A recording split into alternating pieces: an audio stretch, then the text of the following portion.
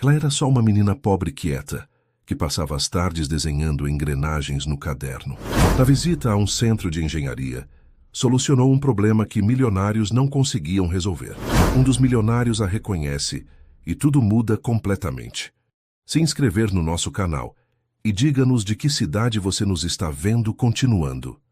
Quando os alunos da Escola Municipal Monteiro Lobato corriam pelo pátio durante o intervalo, Yara Ribeiro permanecia sentada em um banco afastado, debruçada sobre seu caderno de capa surrada. Aos 11 anos, seus traços finos e delicados de pele morena e olhos profundamente castanhos pareciam sempre absortos em um mundo próprio.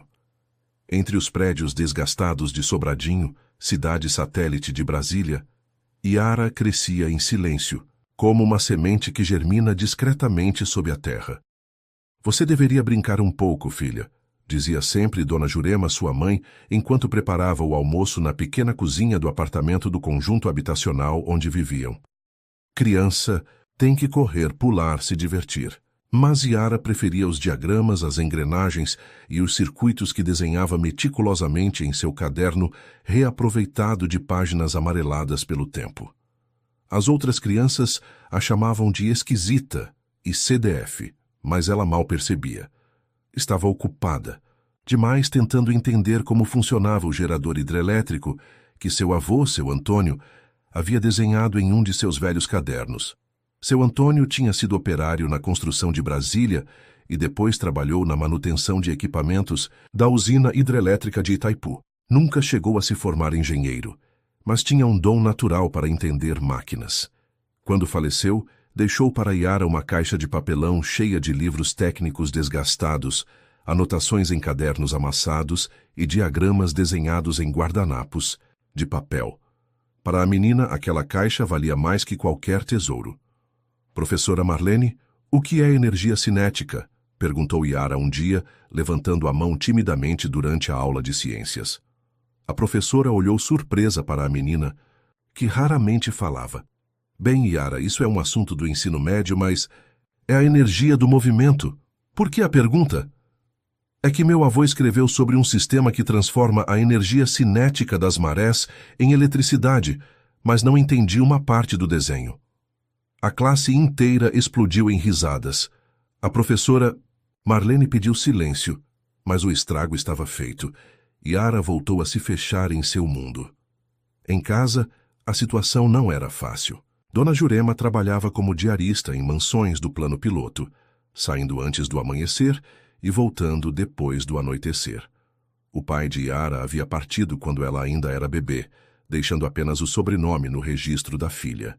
Jurema lutava, sozinha, para manter o teto e a comida na mesa, enquanto sonhava com um futuro melhor para a filha. Você vai estudar e ser alguém na vida, ouviu?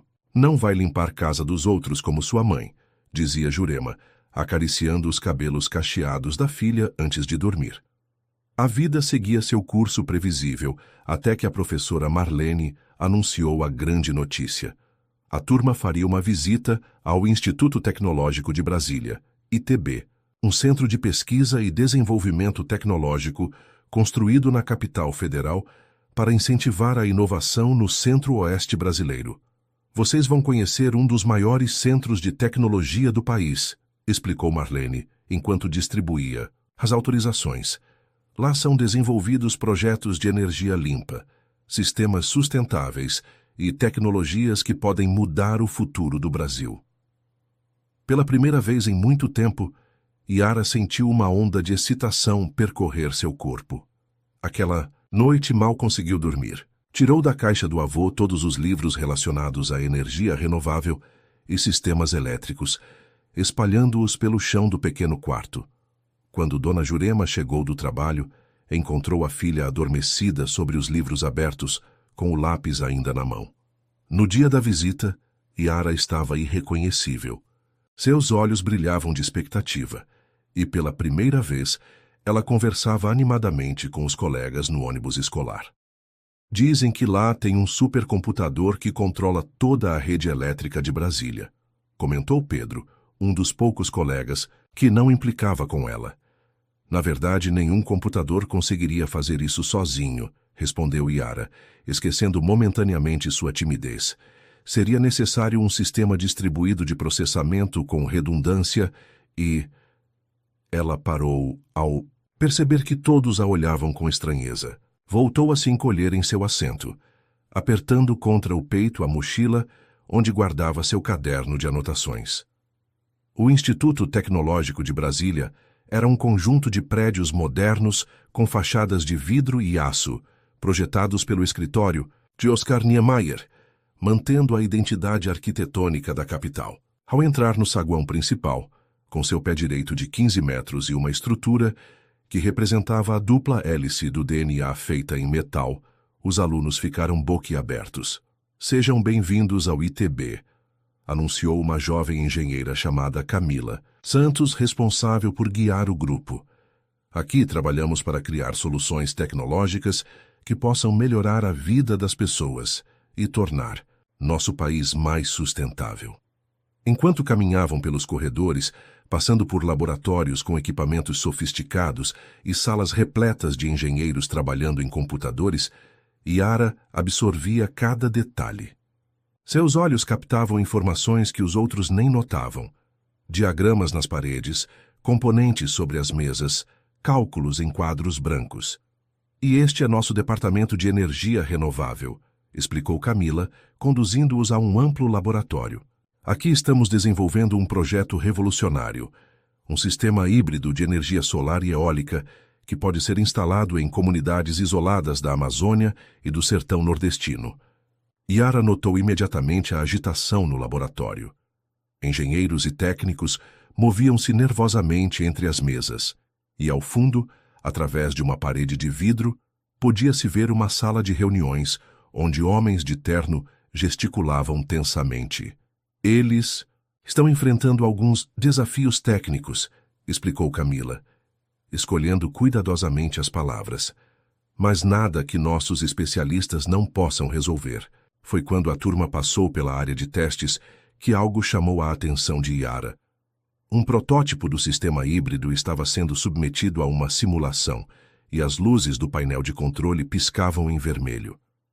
Por que vocês conectaram o inversor diretamente ao módulo de armazenamento? Perguntou Yara subitamente, apontando para o equipamento.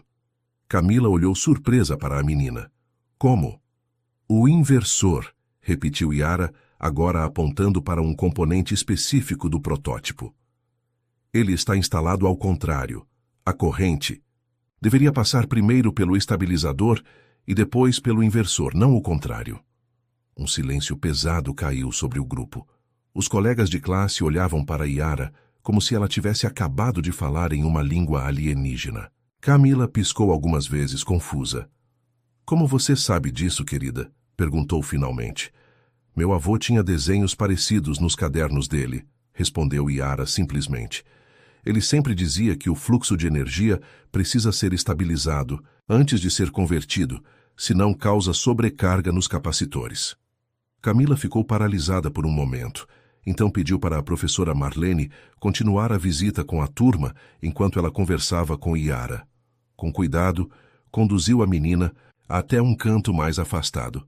Você tem certeza do que está falando? Perguntou, com um tom de voz mais sério. Yara assentiu, tirando da mochila seu caderno. Abriu em uma página onde havia desenhado um diagrama notavelmente similar ao protótipo que estavam testando. Veja, se a energia passar diretamente, vai sobrecarregar este ponto aqui, explicou apontando para uma parte específica do desenho. Camila examinou o desenho com crescente assombro. Pegou o caderno das mãos de Yara e correu para a sala onde os homens de terno discutiam acaloradamente. Yara ficou parada, sem saber o que fazer, até que Camila retornou acompanhada de um homem alto, de cabelos grisalhos e expressão séria. Esta é a menina? Perguntou ele, olhando Yara de cima a baixo. Sim, Dr. Eduardo, respondeu Camila. Ela identificou o problema no módulo. Como você se chama, mocinha? Perguntou o Dr. Eduardo, abaixando-se para ficar na altura dos olhos de Yara. Yara Ribeiro, respondeu ela em voz baixa. Bem, Yara Ribeiro, disse o homem com um sorriso surgindo lentamente em seu rosto. Você acabou de resolver um problema que está nos deixando loucos há 3 semanas. O Instituto Tecnológico de Brasília fervilhava com a notícia. Uma menina de 11 anos havia identificado um erro que os melhores engenheiros do país não conseguiam enxergar. Em questão de horas, a equipe técnica reconfigurou o sistema, conforme a sugestão de Yara, e para espanto geral o protótipo começou a funcionar perfeitamente. Inacreditável! Já exclamou Roberto Mendes, diretor financeiro do ITB, observando os dados estáveis no monitor. Estávamos prestes a perder o financiamento do Ministério da Ciência e Tecnologia. Essa menina salvou nosso projeto. Enquanto isso, na pequena sala de reuniões, Dr. Eduardo Sampaio, o coordenador do projeto, folheava com fascínio o caderno de Yara. Cada página revelava diagramas, cálculos e desenhos técnicos que desafiavam a compreensão de que haviam sido feitos por uma criança. De onde vêm esses conhecimentos, Yara? Perguntou ele, ainda incrédulo. Dos cadernos do meu avô, respondeu ela timidamente. Ele trabalhava com máquinas grandes e desenhava muito.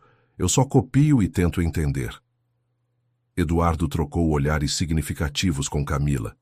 Ambos sabiam que aquilo ia muito além de simples cópias. Os desenhos continham adaptações e melhorias que demonstravam profunda compreensão dos princípios físicos e elétricos. Seu avô era engenheiro? Questionou Camila. Não, Yara balançou a cabeça. Ele era mecânico em Itaipu.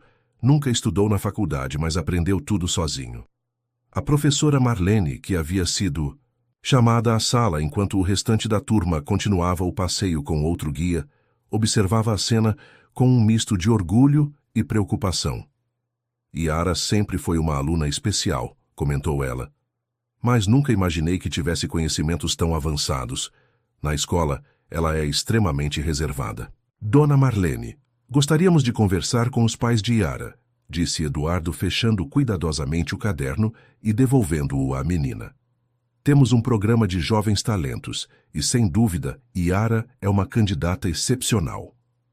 Naquele momento, um homem de aproximadamente 40 anos, vestindo um terno impecável e com uma expressão de desconfiança no rosto, entrou na sala. Era Rodrigo Almeida, engenheiro-chefe do setor de energia, que havia sido informado sobre o ocorrido. Então, se essa é a nossa pequena gênia, perguntou com um sorriso que não alcançava seus olhos. Posso ver o famoso caderno? Yara hesitou, mas entregou seu precioso caderno ao homem, que o examinou superficialmente. Interessante, murmurou ele, devolvendo o caderno rapidamente. Mas precisamos ter cuidado com soluções improvisadas. Nosso projeto segue metodologias científicas rigorosas, não palpites baseados em desenhos antigos.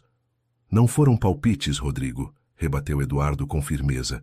A solução dela funcionou quando todas as nossas metodologias científicas rigorosas falharam.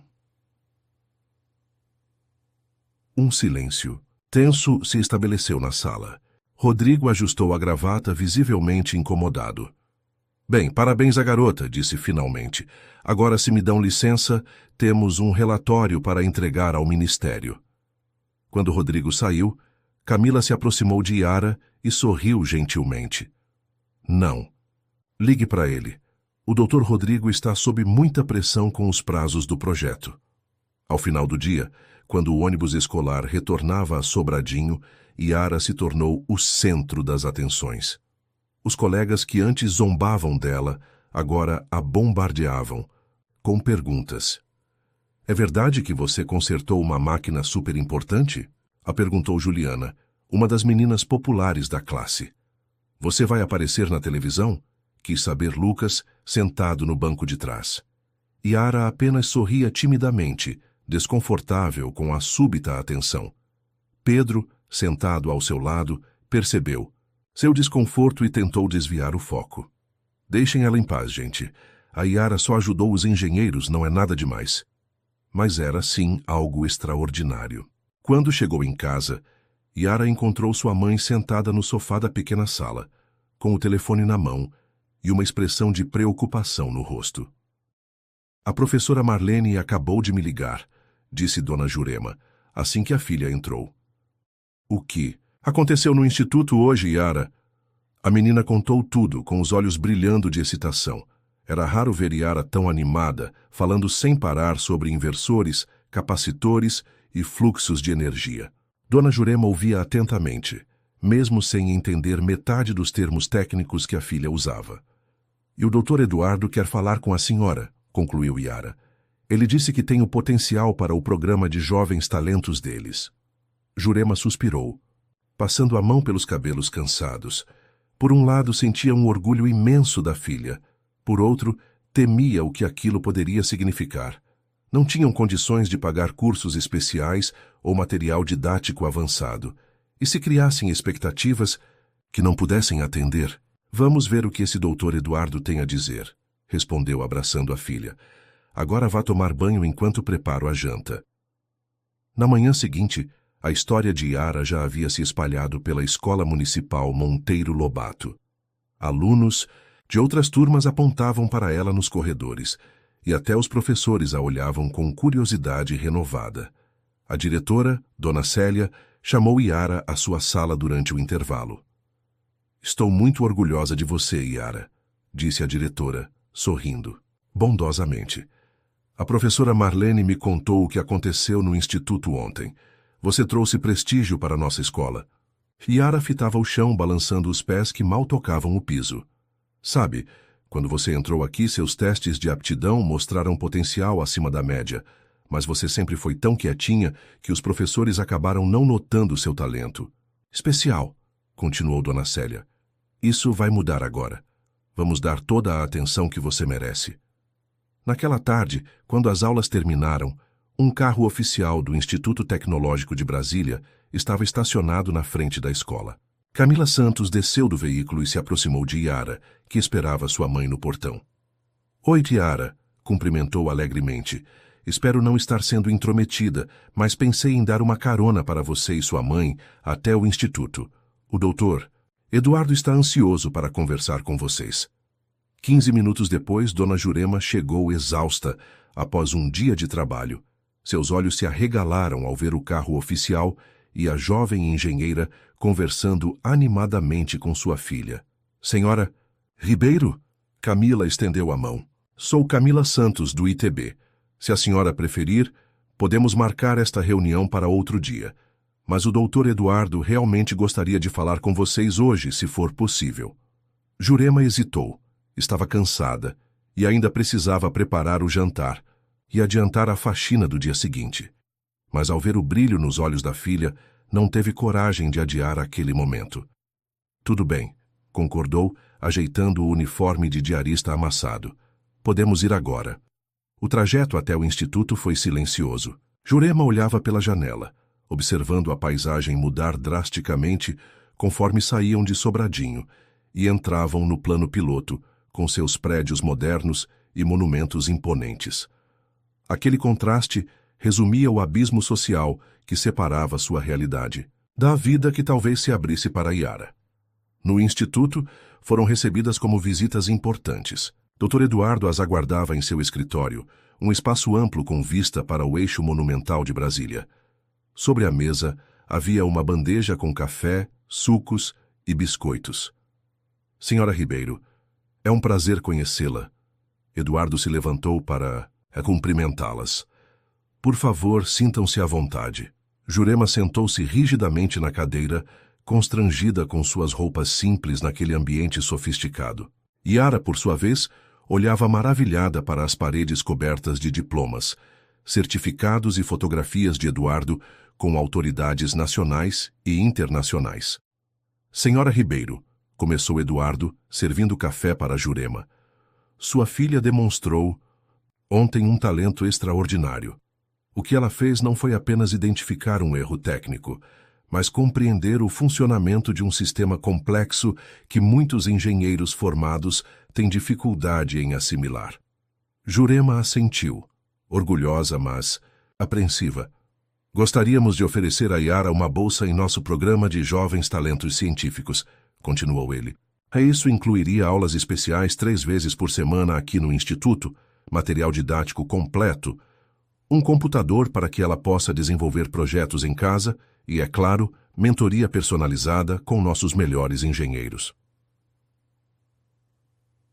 Os olhos de Yara se iluminaram, mas Jurema manteve a expressão séria.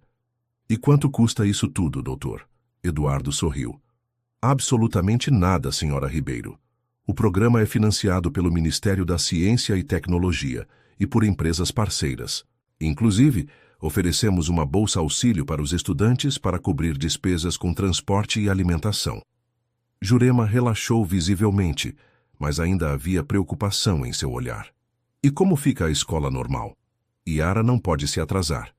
Nos estudos regulares. O programa é complementar, explicou Camila, que estava sentada ao lado de Eduardo. Yara continuará frequentando a escola Monteiro Lobato normalmente. As aulas no instituto serão no contraturno e faremos o possível para adaptar os horários à sua rotina familiar. Naquele momento, a porta do escritório se abriu e Rodrigo Almeida entrou sem bater. Ao ver Yara e sua mãe, pareceu momentaneamente surpreso, mas logo se recompôs. Ah, vocês estão ocupados, disse, com falsa cordialidade. Voltarei mais tarde. Não, fique, respondeu Eduardo. Senhora Ribeiro, este é o Dr. Rodrigo Almeida, nosso engenheiro-chefe do setor de energia. Rodrigo, esta é a senhora Jurema Ribeiro, mãe da Yara. Rodrigo cumprimentou Jurema com um aperto de mão rápido e voltou-se para Eduardo.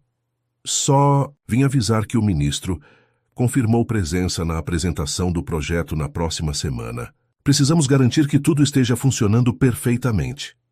E estará, garantiu Eduardo. Graças a Yara, resolvemos o problema crítico do sistema. Rodrigo lançou um olhar rápido para a menina e algo em seus olhos fez Yara se encolher, instintivamente. Sim, claro, respondeu ele com um sorriso artificial. Nossa pequena gênia. Bem, não vou mais interromper. Quando Rodrigo saiu, Eduardo se voltou novamente para Jurema. E então, senhora Ribeiro, podemos contar com Yara em nosso programa? Jurema olhou para a filha, que a fitava com olhos suplicantes. Nunca tinha visto Yara tão animada com algo. Se é o que ela quer, e se não vai atrapalhar os estudos regulares, sim, pode contar com a Yara. As semanas seguintes transformaram completamente a vida de Yara. 3 vezes por semana, depois da escola regular, um motorista do instituto a buscava em Sobradinho e a levava para o ITB, onde ela passava as tardes aprendendo conceitos avançados de física, eletrônica e engenharia, com os melhores profissionais do país. O programa de Jovens Talentos Científicos contava com apenas 12 participantes em todo o Distrito Federal, a maioria adolescentes de 15 a 17 anos. Yara, com seus 11 anos, era de longe a mais jovem, o que inicialmente causou desconforto entre alguns colegas. Como uma criança de primário vai acompanhar o ritmo? Questionou Mateus, um garoto de 16 anos, filho de um diplomata, durante o primeiro dia de Yara, no programa. Mas as dúvidas logo se dissiparam. Nas primeiras aulas de fundamentos de circuitos elétricos, Yara demonstrou não apenas compreender os conceitos, mas ser capaz de expandir sobre eles de maneiras que surpreendiam até mesmo os instrutores. É como se ela já conhecesse intuitivamente as leis da física, comentou a doutora Patrícia Fontes, física responsável pelas aulas teóricas, durante uma reunião de avaliação. Ela não apenas absorve o conhecimento, ela o reorganiza e encontra conexões que nem sempre são óbvias. O novo computador que Yara recebeu do programa transformou-se rapidamente em seu bem mais precioso. Todas as noites, depois de ajudar a mãe com as tarefas domésticas, ela se debruçava sobre tutoriais de programação e simulações de sistemas elétricos, frequentemente adormecendo sobre o teclado. Yara, você precisa descansar, advertia Dona Jurema, cobrindo a filha com um cobertor fino, quando a encontrava dormindo na pequena mesa que servia de escrivaninha.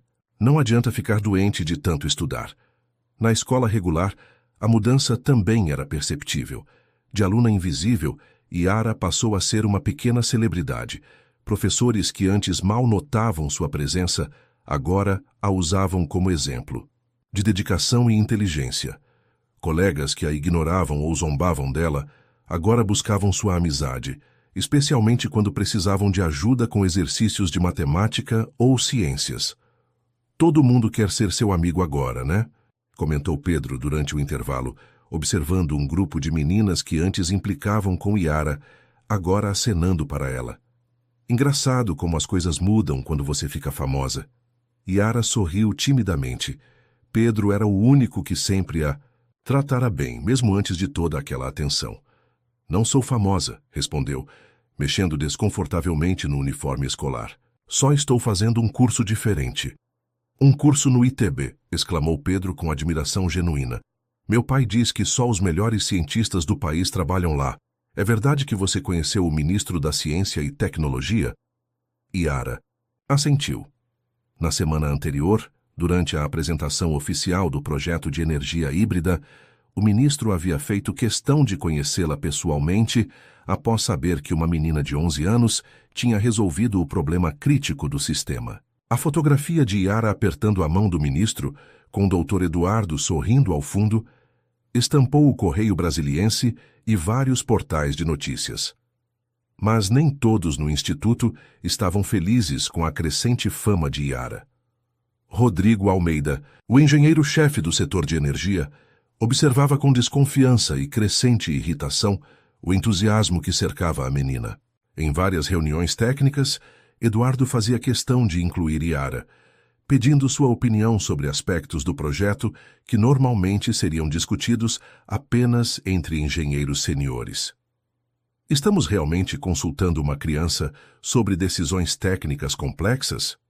Questionou Rodrigo durante uma dessas reuniões, sem esconder seu desdém. Isso é um instituto de pesquisa ou uma creche? Estamos consultando uma mente brilhante, independentemente da idade, rebateu Eduardo, mantendo a calma. E até agora, as contribuições dela têm sido valiosas. A tensão entre os dois aumentava a cada dia. Rodrigo, formado nas melhores universidades do mundo e com passagens por empresas multinacionais, via seu prestígio dentro do instituto ser ofuscado por uma menina sem formação alguma. Para piorar, o projeto de energia híbrida, agora funcionando perfeitamente graças à intervenção de Yara, havia se tornado o carro-chefe do ITB, atraindo investimentos substanciais e colocando Eduardo em posição de destaque na comunidade científica nacional. Uma tarde, enquanto Yara trabalhava em um dos laboratórios do instituto, desenvolvendo um pequeno protótipo de gerador eólico como parte de suas atividades no programa, Rodrigo entrou sorrateiramente. Observou-a por alguns instantes, notando a concentração com que a menina ajustava minúsculas peças no rotor do dispositivo. Impressionante, disse ele finalmente, fazendo Yara saltar de susto. Uma verdadeira prodigiosa entre nós. Obrigada, Dr. Rodrigo, respondeu ela hesitante, sem saber como reagir ao súbito elogio de alguém que sempre a tratara com frieza. Rodrigo se aproximou, examinando o pequeno gerador que Yara construía. Sabe, Yara, tenho sido um pouco duro com você, admitiu, com um sorriso que não parecia sincero. É difícil para alguns de nós, que passamos décadas estudando e construindo carreiras, ver alguém tão jovem demonstrar tanto talento. Yara apenas assentiu, desconfortável com a proximidade do homem. Mas estive pensando, continuou, talvez eu possa ajudá-la a desenvolver ainda mais esse talento. Tenho contatos em universidades americanas e europeias que adorariam conhecer uma jovem como você. O Dr. Eduardo já está me ajudando bastante, respondeu Yara, concentrando-se novamente em seu protótipo. O sorriso de Rodrigo vacilou por um instante. Eduardo é um bom cientista, mas suas conexões internacionais são limitadas, disse em tom confidencial. Eu poderia abrir portas muito maiores para você. Pense nisso. Antes que ela pudesse responder, Camila entrou no laboratório carregando alguns componentes eletrônicos. Olá, Yara. Trouxe aqueles sensores que você... Oh, Dr. Rodrigo, não sabia que estava aqui. Interrompeu-se, notando a expressão desconfortável de Yara. Só passei para ver como anda o desenvolvimento da nossa jovem gênia, respondeu ele, dirigindo-se à porta. Continuamos nossa conversa outro dia, Yara. Quando Rodrigo saiu, Camila se aproximou de Yara. Está tudo bem? Ele disse algo que te incomodou? Yara hesitou. Não queria criar problemas, especialmente envolvendo alguém tão importante no Instituto. Ele só estava sendo gentil, respondeu sem convicção. Camila franziu o senho, mas não insistiu. Em vez disso, focou-se no protótipo de Yara, impressionada com as modificações que a menina havia implementado no design original. Yara, isso é incrível. Você redesenhou completamente o sistema de captação. Como chegou a esse formato? Os olhos da menina brilharam ao explicar seu raciocínio. Aqueles eram os momentos em que ela se sentia verdadeiramente viva, quando podia falar livremente sobre suas ideias, sem medo de ser julgada ou incompreendida. À medida que as semanas passavam, a reputação de Yara no instituto se consolidava. Não era mais vista apenas como uma curiosidade, uma criança prodígio que teve um momento de sorte, mas como uma colaboradora valiosa cujas ideias mereciam atenção. Em casa, a vida também havia melhorado. A bolsa auxílio que Yara recebia do programa, embora modesta, ajudava significativamente no orçamento familiar. Dona Jurema pôde reduzir um dia de trabalho para passar mais tempo com a filha e até comprou um pequeno ventilador para amenizar o calor sufocante do apartamento nos dias quentes de Brasília. A senhora merecia muito mais, dizia Yara, vendo a mãe exausta após os dias de trabalho que ainda mantinha. Já tenho tudo o que preciso, filha, respondia Jurema, abraçando-a. Ver você realizando seu potencial é a maior riqueza que eu poderia desejar.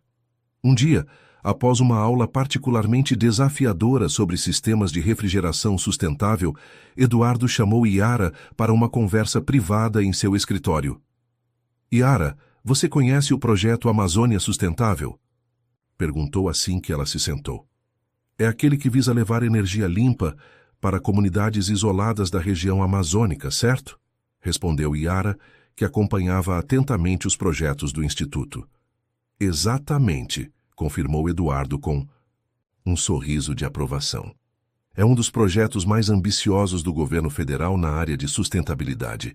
E acabamos de ser convidados a desenvolver um protótipo de sistema energético para a primeira fase do projeto. Os olhos de Yara brilharam de excitação. Era um projeto imenso, com potencial para transformar a vida de milhares de pessoas. E o que aconteceu com o sistema híbrido que estávamos desenvolvendo? Perguntou ela. Não podemos adaptá-lo? Esse é o problema, explicou Eduardo, inclinando-se para a frente. O sistema funciona perfeitamente nas condições controladas, do laboratório e em regiões como o Centro-Oeste e o Nordeste. Mas a Amazônia apresenta desafios únicos: umidade extrema, acesso difícil para manutenção, flutuações imprevisíveis na disponibilidade de vento e sol dependendo da estação. Precisamos de algo mais robusto e adaptável. Yara refletiu. Por um momento, suas mãos pequenas tamborilando inconscientemente na mesa, como sempre fazia quando estava concentrada em um problema. E o que o senhor sugere? Na verdade, respondeu Eduardo com um sorriso enigmático, estou mais interessado no que você sugere. Gostaria que você pensasse em soluções alternativas, algo além do convencional. Yara arregalou os olhos, surpresa com a responsabilidade. Eu? Mas existem tantos engenheiros experientes aqui? Sim, e todos eles pensam da mesma forma, dentro dos paradigmas estabelecidos, interrompeu Eduardo. Você, por outro lado, tem uma visão única. Não foi contaminada por anos de academia, dizendo o que é possível ou impossível. Naquele momento, a porta do escritório se abriu abruptamente. Rodrigo entrou, carregando uma pasta de documentos, mas parou ao ver Yara.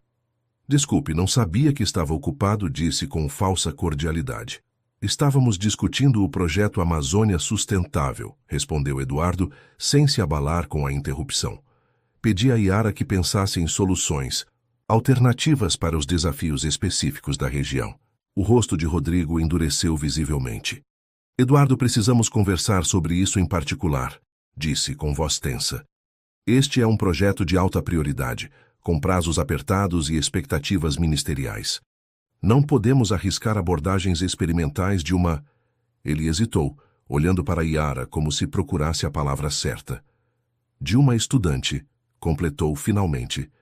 Eduardo manteve a expressão serena, mas seus olhos demonstravam firmeza. Rodrigo, o fato de termos prazos apertados é exatamente porque precisamos de ideias frescas. E até agora as contribuições de Yara têm sido impecáveis.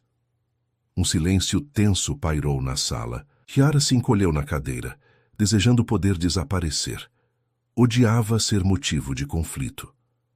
Talvez eu deva ir, murmurou levantando-se. Não é necessário, disse Eduardo gentilmente. Rodrigo e eu podemos discutir esses detalhes administrativos mais tarde. Por ora quero que você leve este material para casa e pense no problema. Sem pressa, sem pressão. Apenas deixe sua mente explorar possibilidades. Ele entregou a Yara um pendrive e um conjunto de documentos técnicos sobre a região amazônica e as especificidades do projeto. Quando Yara saiu do escritório, pôde ouvir a voz irritada de Rodrigo antes que a porta se fechasse completamente. Você está sabotando deliberadamente minha autoridade neste instituto, Eduardo. Primeiro me passa por cima no projeto híbrido. Agora quer entregar o projeto Amazônia nas mãos de uma garota sem qualificação. Yara apressou o passo pelo corredor, sentindo um peso no peito. Por mais que amasse estar no instituto, momentos como aquele a faziam questionar se realmente pertencia àquele mundo. No caminho para casa, sentada no banco traseiro do carro oficial, Yara abriu seu caderno de anotações, não mais o velho. Caderno reaproveitado, mas um novo de capa dura presente de Camila. E começou a esboçar ideias para o projeto Amazônia. Quanto mais pensava no problema, mais sua mente se acendia com possibilidades. Talvez o erro esteja em tentar controlar demais a natureza, em vez de trabalhar com ela, murmurou para si mesma, desenhando um diagrama que parecia mais orgânico que mecânico. Naquela noite, Yara mal dormiu. Sua mente fervilhava com ideias para um sistema que se adaptasse às condições únicas da floresta amazônica. Quando o sol nasceu, ela já havia enchido 10 páginas do caderno com desenhos, cálculos e anotações. Seu conceito ia além do convencional, como Eduardo havia sugerido.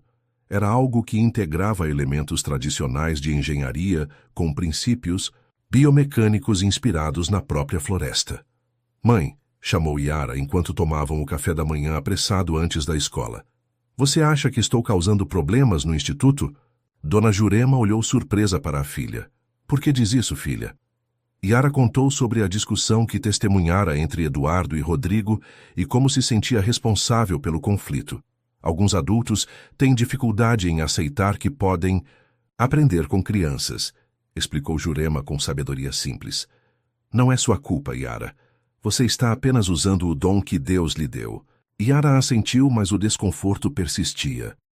O que ela não sabia era que, naquele exato momento, Rodrigo Almeida estava em seu apartamento luxuoso em Brasília, planejando meticulosamente como desacreditar a menina que ameaçava seu status e carreira. Uma semana depois, Yara apresentou sua proposta para o projeto Amazônia Sustentável. A sala de reuniões do ITB estava repleta. Além de Eduardo e sua equipe, representantes do Ministério do Meio Ambiente e executivos de empresas financiadoras compareceram para ouvir as soluções que o Instituto propunha para o desafio amazônico. Quando Eduardo anunciou que a apresentação inicial seria feita por Yara Ribeiro, uma menina de 11 anos, muitos trocaram olhares céticos. Um dos executivos até riu discretamente, pensando tratar-se de alguma estratégia de marketing. Talvez a criança fosse apenas apresentar um desenho simbólico antes da verdadeira proposta técnica. Senhoras e senhores, começou Eduardo, ignorando as reações, aprendi nos últimos meses que a inovação real frequentemente vem de onde menos esperamos. Yara não é apenas uma estudante brilhante de nosso programa de jovens talentos. Ela foi responsável por solucionar problemas críticos em nosso projeto de energia híbrida, que engenheiros experientes não conseguiram resolver. Peço que a ouçam com a mesma seriedade que dariam a qualquer pesquisador sênior. Rodrigo, sentado ao fundo da sala com expressão impassível, observava atentamente. Nas últimas semanas, ele havia tentado várias estratégias para afastar Yara do projeto, desde questionar a legalidade de uma menor participar de reuniões estratégicas, até sugerir que sua presença constante no instituto prejudicava seus estudos regulares. Mas Eduardo, com o apoio da diretoria, manteve-se firme em sua decisão de incluí-la. Yara se levantou, visivelmente nervosa. Vestia um uniforme escolar limpo, mas visivelmente usado, contrastando com os ternos caros e tailleurs dos presentes. Sua voz, inicialmente trêmula, foi ganhando firmeza à medida que se concentrava no conteúdo de sua apresentação. O desafio da Amazônia não é apenas técnico, mas conceitual, começou ela, enquanto as primeiras imagens de seu projeto apareciam na tela. Sistemas convencionais de energia renovável são projetados para ambientes previsíveis e acesso regular à manutenção. Na floresta amazônica, precisamos pensar diferente. O que se seguiu surpreendeu até mesmo Eduardo. Yara não propunha apenas adaptações ao sistema híbrido existente, mas uma abordagem completamente nova, um sistema biomimético que se inspirava na própria floresta. As árvores da Amazônia sobrevivem há milhões de anos sem manutenção externa, explicou ela, mostrando diagramas detalhados. Elas captam energia de múltiplas fontes, armazenam-na de forma eficiente e, mais importante, adaptam-se às condições mutáveis. Nosso sistema deveria fazer o mesmo. Seu projeto combinava painéis solares flexíveis que se ajustavam automaticamente para maximizar a captação durante as poucas horas de sol direto que penetravam o dossel da floresta. Pequenas turbinas eólicas, inspiradas na forma das sementes de dispersão aérea da floresta, e um revolucionário sistema de aproveitamento da energia potencial da chuva e da umidade abundante. Tudo isso integrado por uma rede autoadaptativa que aprendia com as condições locais e otimizava continuamente o uso dos recursos disponíveis. O mais importante, concluiu Yara, é que o sistema não tenta impor nossa vontade à floresta, mas trabalha em harmonia com ela. Pode ser construído com materiais biodegradáveis ou recicláveis localmente. Requer mínima manutenção especializada e pode ser expandido organicamente conforme a necessidade da comunidade cresce. Quando terminou sua apresentação, um silêncio profundo tomou conta da sala. Então, lentamente, uma pessoa começou a aplaudir, depois outra, até que todos, exceto Rodrigo, estavam de pé, ovacionando. Extraordinário! Exclamou a representante do Ministério do Meio Ambiente. Esta é exatamente a abordagem inovadora que procurávamos. A integração com o ecossistema local é brilhante, comentou um dos executivos que antes havia demonstrado ceticismo. Isso não apenas resolve o problema energético, mas cria um modelo sustentável que poderia ser replicado em outras regiões. Eduardo sorria orgulhosamente, mas notou a expressão sombria de Rodrigo, que permanecia sentado, folheando documentos, com aparente desinteresse. Após a reunião, enquanto Yara recebia congratulações dos presentes, Rodrigo se aproximou de Eduardo. Impressionante show, Eduardo, disse em voz baixa. A garota é realmente carismática, mas você sabe tão bem quanto eu que um projeto desta complexidade exige anos de testes e validações antes de poder ser implementado em um ecossistema sensível como a Amazônia. Concordo plenamente, respondeu Eduardo tranquilamente. Por isso proponho que formemos uma equipe dedicada para desenvolver e testar o conceito. E naturalmente gostaria que você a liderasse, Rodrigo. A expressão de Rodrigo era impagável, uma mistura de surpresa, desconfiança e um leve interesse. Eu? Questionou finalmente. Pensei que você quisesse liderar este projeto pessoalmente, considerando seu investimento pessoal na menina. Prodígio. Meu investimento, como você coloca, é no talento e na inovação, não em indivíduos específicos, respondeu Eduardo. Você é nosso engenheiro-chefe e tem a experiência necessária para transformar um conceito brilhante em realidade funcional. A menos, claro, que você não se sinta à altura do desafio. Era uma jogada estratégica perfeita. Eduardo sabia que Rodrigo não podia recusar sem admitir que estava mais interessado em sabotar Yara do que em contribuir para um projeto revolucionário. E também sabia que, se Rodrigo aceitasse, seu profissionalismo eventualmente o forçaria a reconhecer o valor da proposta de Yara. Considerarei a oferta, respondeu Rodrigo secamente. Enviarei minha decisão por escrito até amanhã. Na volta para casa, Yara estava radiante. Nunca havia experimentado tamanha sensação de realização. Eles realmente gostaram, Camila, exclamou para a engenheira que a acompanhava no carro. Até aquele homem de terno azul que parecia estar dormindo no começo. Camila riu, feliz por ver Yara tão animada. Eles não apenas gostaram, Yara, eles ficaram impressionados. Você apresentou algo que nenhum de nós havia considerado antes.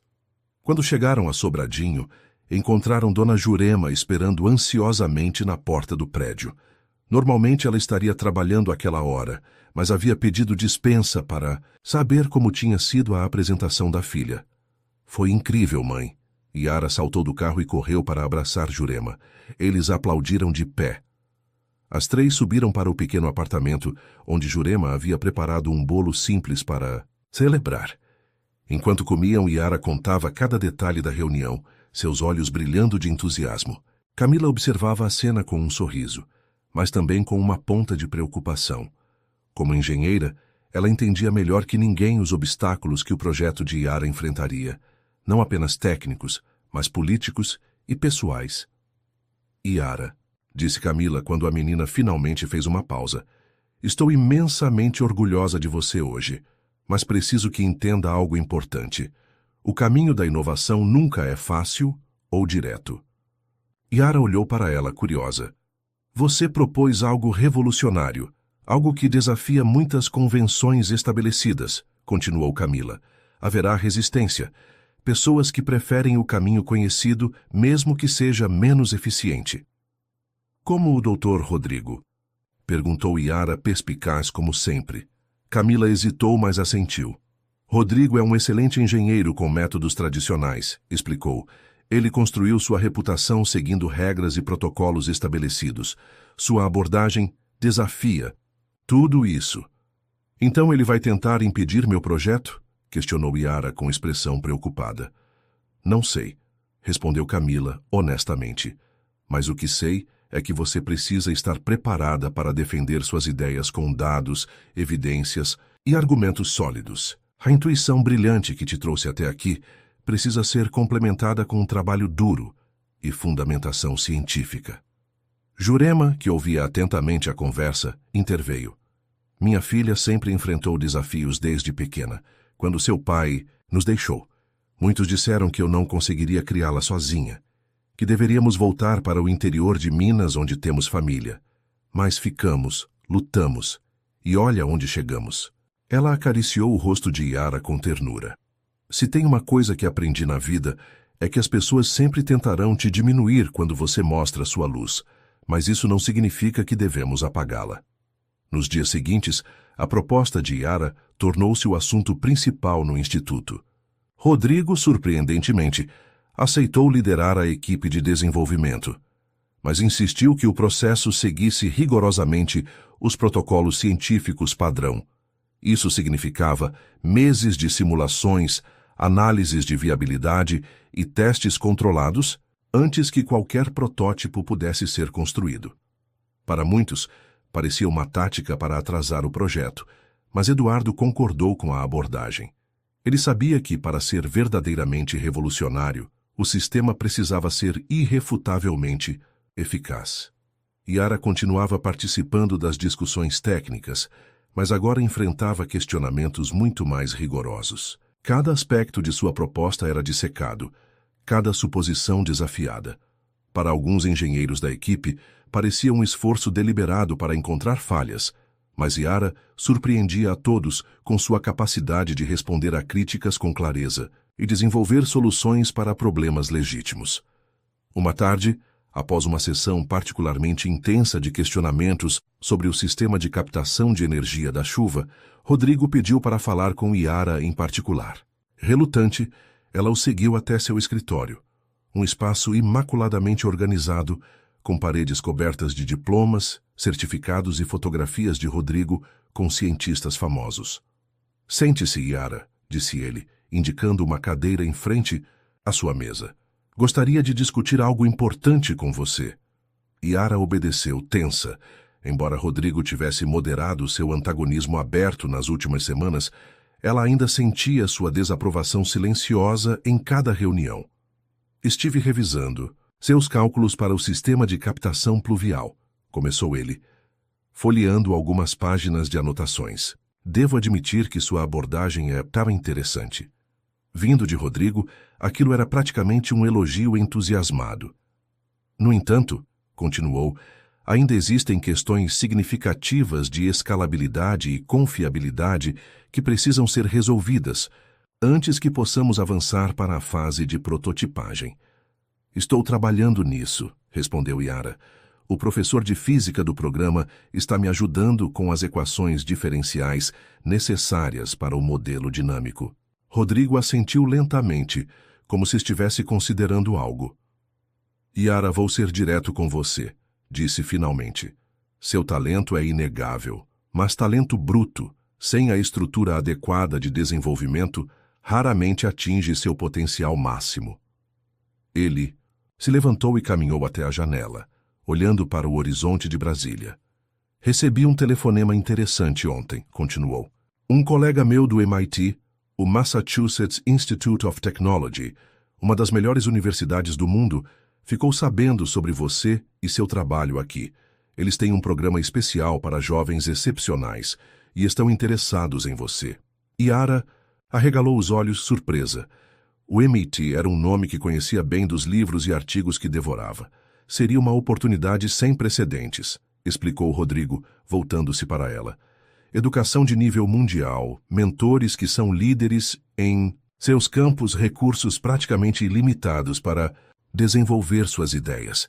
Eles ofereceriam uma bolsa completa, é claro, incluindo acomodação para você e sua mãe em Cambridge. Yara ficou momentaneamente sem palavras. Era uma oferta que muitos cientistas adultos sonhariam em receber. Por que o senhor está me dizendo isso? Perguntou finalmente com cautela. Achei que não gostasse do meu trabalho. Rodrigo sorriu levemente. Não confunda rigor científico com antipatia pessoal, Yara. Como cientista, meu dever é questionar, desafiar, buscar falhas. É assim que a ciência avança.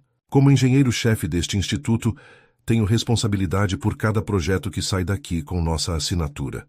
Ele voltou a sentar-se, inclinando-se sobre a mesa. Mas também reconheço talento excepcional quando o vejo. E você, Yara Ribeiro, é verdadeiramente excepcional.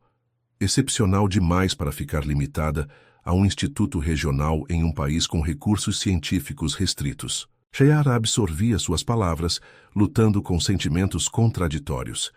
Eu teria que deixar minha casa, meus amigos, o ITB? Sim, confirmou Rodrigo, mas em troca você teria acesso ao melhor ambiente de desenvolvimento científico do planeta.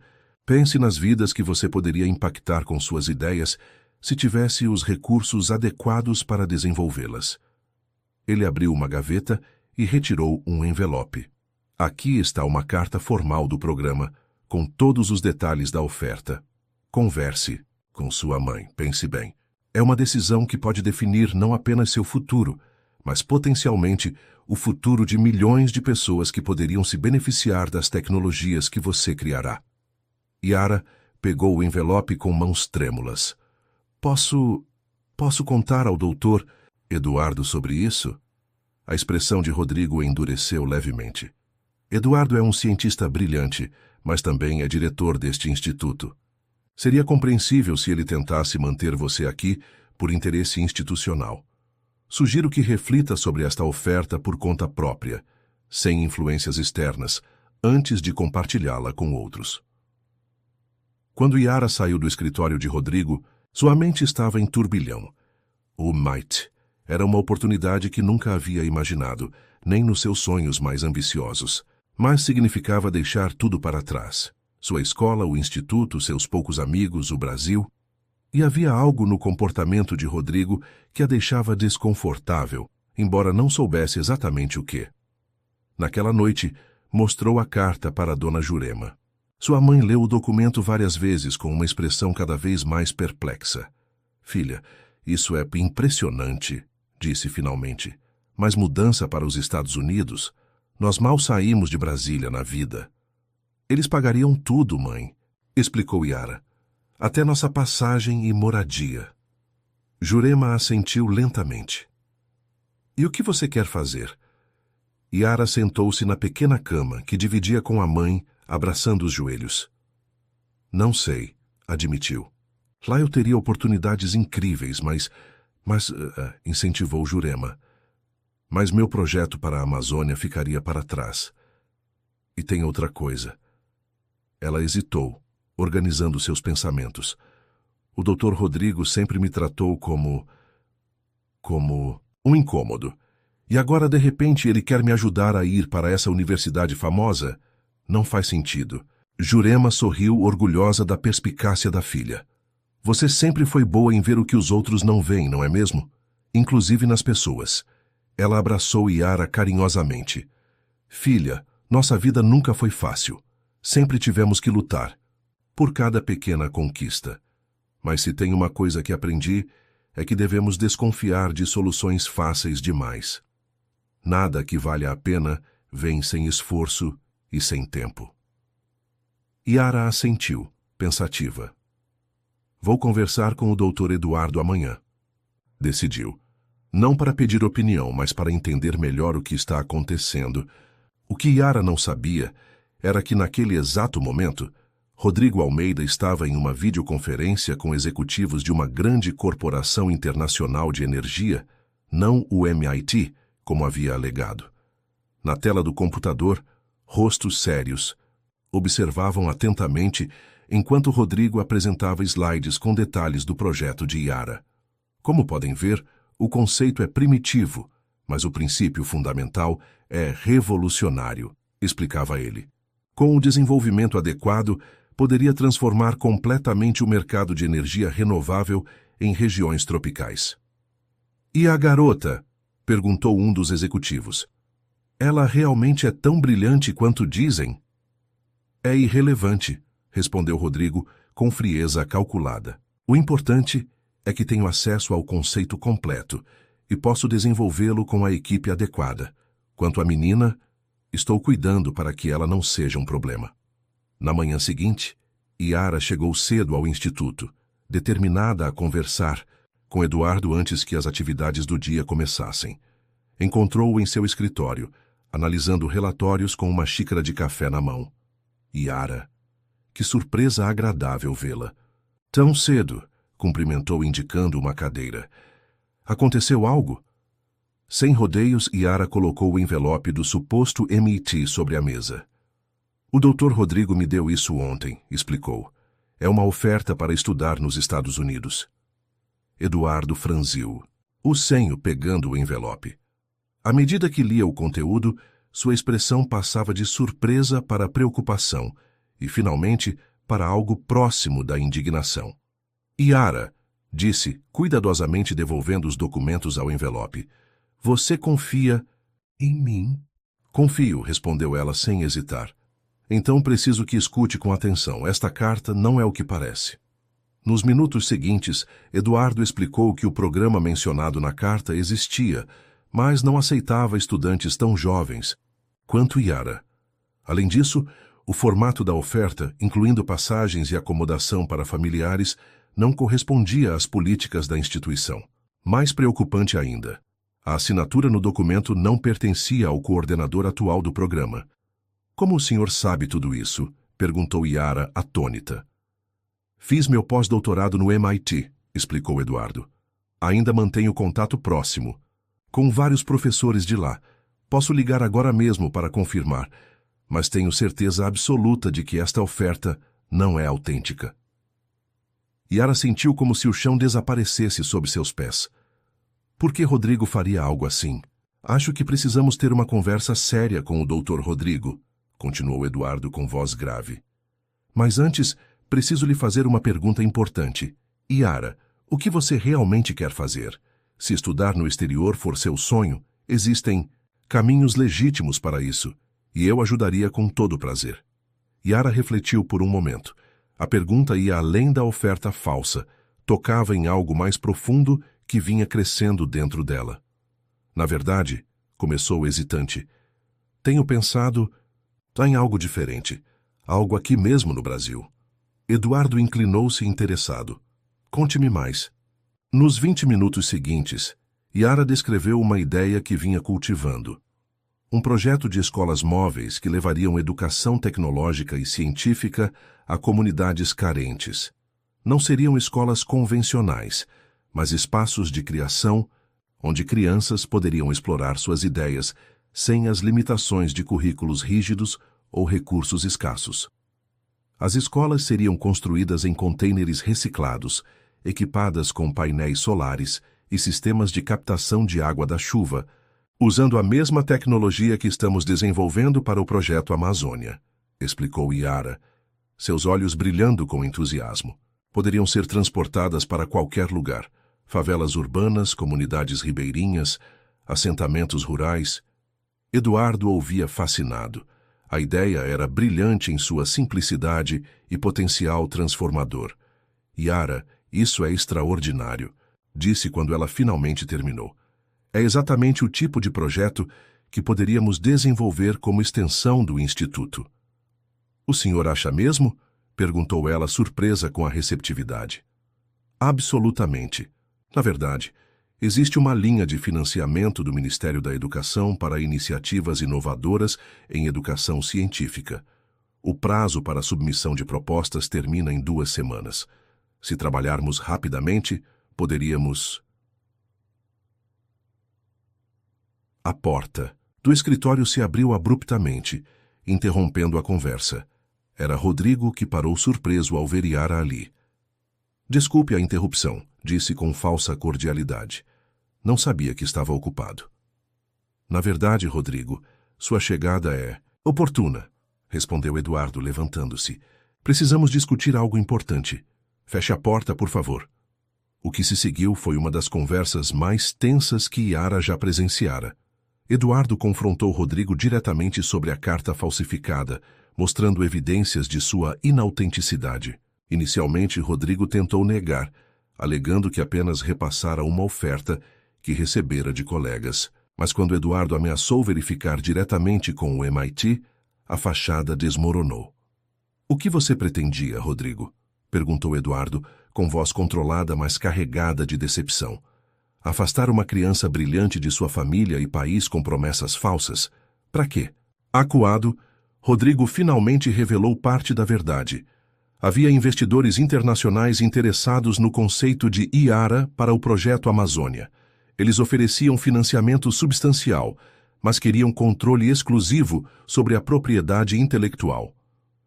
Um conceito revolucionário que pode valer bilhões no mercado global de energia, justificou-se, evitando olhar para Yara. Pensei que seria melhor para todos se a garota seguisse outro caminho, desenvolvendo seu talento em outro lugar, enquanto aproveitamos a ideia para benefício do Instituto.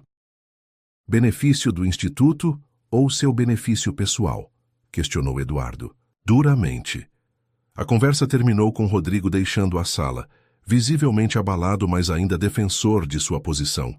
Eduardo garantiu a Yara que o assunto seria levado à diretoria do Instituto e que medidas apropriadas seriam tomadas. Sinto muito que tenha passado por isso, Yara, disse ele, quando ficaram sozinhos novamente. Infelizmente, mesmo na ciência, onde deveríamos buscar apenas a verdade, interesses pessoais às vezes interferem. Yara assentiu, ainda processando o que havia acontecido. O que vai acontecer com o projeto Amazônia agora? Perguntou preocupada. Continuará com certeza. É valioso demais para ser abandonado, mas sob nova liderança e com garantias de que sua contribuição será plenamente reconhecida. Eduardo fez uma pausa, sorrindo levemente.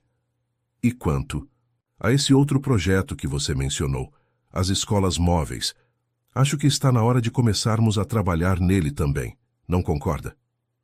Nas semanas seguintes, o Instituto passou por mudanças significativas. Após uma investigação interna, Rodrigo foi afastado de seu cargo de engenheiro-chefe e substituído por Camila Santos, que, apesar de jovem, demonstrara não apenas competência técnica excepcional, mas também integridade irrepreensível. Projeto Amazônia Sustentável avançou sob nova direção, com Yara participando ativamente do desenvolvimento do protótipo. Ao mesmo tempo, ela e Eduardo trabalharam intensamente na proposta das Escolas Móveis de Ciência e Tecnologia, ou EMCT, como foi oficialmente nomeado o projeto. A proposta foi submetida ao Ministério da Educação e, para a alegria de todos, no Instituto, aprovada com financiamento integral para 3 unidades piloto. O conceito capturou a imaginação não apenas dos avaliadores governamentais, mas também de empresas privadas que se ofereceram para patrocinar unidades adicionais. Isso é maior do que jamais imaginei, confessou Yara a Camila, enquanto observavam os primeiros contêineres sendo modificados no pátio do Instituto. Às vezes tenho medo de não estar à altura. Camila sorriu compreensiva. Sabe o que minha avó sempre dizia? A grandeza não está em nunca sentir medo, mas em avançar mesmo com ele. Você já demonstrou mais coragem que muitos adultos que conheço, Yara. O primeiro EMCT foi inaugurado 3 meses depois, não em uma comunidade distante, mas bem ali em Sobradinho, no bairro onde Yara e sua mãe moravam. Era um container de 12 metros, transformado em um espaço luminoso e acolhedor, com paredes externas pintadas em cores vibrantes por artistas locais. O interior contava com bancadas modulares, computadores, kits de robótica, ferramentas para marcenaria básica e uma pequena biblioteca técnica. No dia da inauguração, dezenas de crianças do bairro se aglomeravam curiosas ao redor da estrutura, enquanto autoridades e jornalistas se preparavam para a cerimônia oficial. Dona Jurema, usando seu melhor vestido, não conseguia conter as lágrimas de orgulho ao ver o nome da filha na placa de inauguração. Bem-vindos à primeira escola móvel de ciência e tecnologia do Brasil, anunciou Eduardo ao microfone. Este projeto representa nossa visão de democratização do conhecimento científico, levando oportunidades de aprendizado e criação a comunidades frequentemente marginalizadas do processo educacional formal. Ele fez uma pausa, olhando diretamente para Yara, que estava entre a plateia. Mas mais do que isso, representa a visão de uma menina extraordinária que nos lembrou que a verdadeira inovação vem não apenas de laboratórios sofisticados e universidades renomadas, mas do olhar fresco e sem preconceitos, daqueles que veem possibilidades onde outros veem apenas limitações. Após os discursos oficiais e o corte da fita, as crianças finalmente puderam entrar na escola móvel. Não havia carteiras enfileiradas nem quadros negros, apenas espaços convidativos para exploração e criação. Em vez de professores tradicionais, havia mentores, estudantes universitários e profissionais voluntários que ajudariam nas atividades sem impor uma estrutura rígida. Como isso funciona? Perguntou um menino de aproximadamente 9 anos, apontando para um pequeno gerador eólico exposto em uma das bancadas. Por que não descobrimos juntos? Respondeu Yara, sorrindo. Em vez de simplesmente explicar, ela guiou o menino através de uma série de experimentos simples que demonstravam os princípios da energia eólica. Nos dias seguintes, o EMCT de Sobradinho rapidamente se tornou o ponto focal da comunidade. Crianças que antes passavam as tardes nas ruas, agora se reuniam no espaço colorido, construindo, desmontando, experimentando e, principalmente, perguntando. Muitos pais também começaram a aparecer, inicialmente apenas para verificar o que seus filhos estavam fazendo, mas logo se envolvendo nos projetos. Dona Maria das Dores, uma senhora de 67 anos que mal sabia ler, tornou-se presença constante, fascinada pelo sistema de captação de água da chuva. Em poucas semanas, com a ajuda das crianças, ela havia adaptado o conceito para seu pequeno quintal, garantindo água para sua horta mesmo durante a estiagem. Seu José, mecânico aposentado por problemas de saúde, encontrou nova motivação ao compartilhar seus conhecimentos práticos com os jovens frequentadores.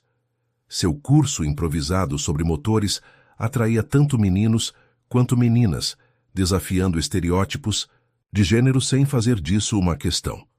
É assim que o aprendizado deveria ser sempre, comentou a professora Marlene, que visitava o espaço frequentemente. Movido pela curiosidade, conectado à vida real, sem barreiras artificiais entre disciplinas. Enquanto isso, o projeto Amazônia Sustentável também avançava. O protótipo inicial, construído nos laboratórios do ITB, demonstrou eficiência, surpreendente, superando as expectativas até dos mais otimistas. Uma versão em escala real foi autorizada para testes em uma comunidade ribeirinha próxima a Manaus. 6 meses após a inauguração da primeira escola móvel, já havia outras 5 unidades em operação. 2 em comunidades periféricas de Brasília, uma em um assentamento rural no entorno e 2 em aldeias indígenas no Mato Grosso, estas últimas adaptadas para incorporar conhecimentos tradicionais locais ao currículo tecnológico. O sucesso do programa atraiu atenção nacional. Reportagens na televisão e em jornais destacavam os resultados impressionantes. Crianças que antes demonstravam desinteresse pela educação formal, agora criavam projetos sofisticados de energia renovável, purificação de água e agricultura sustentável.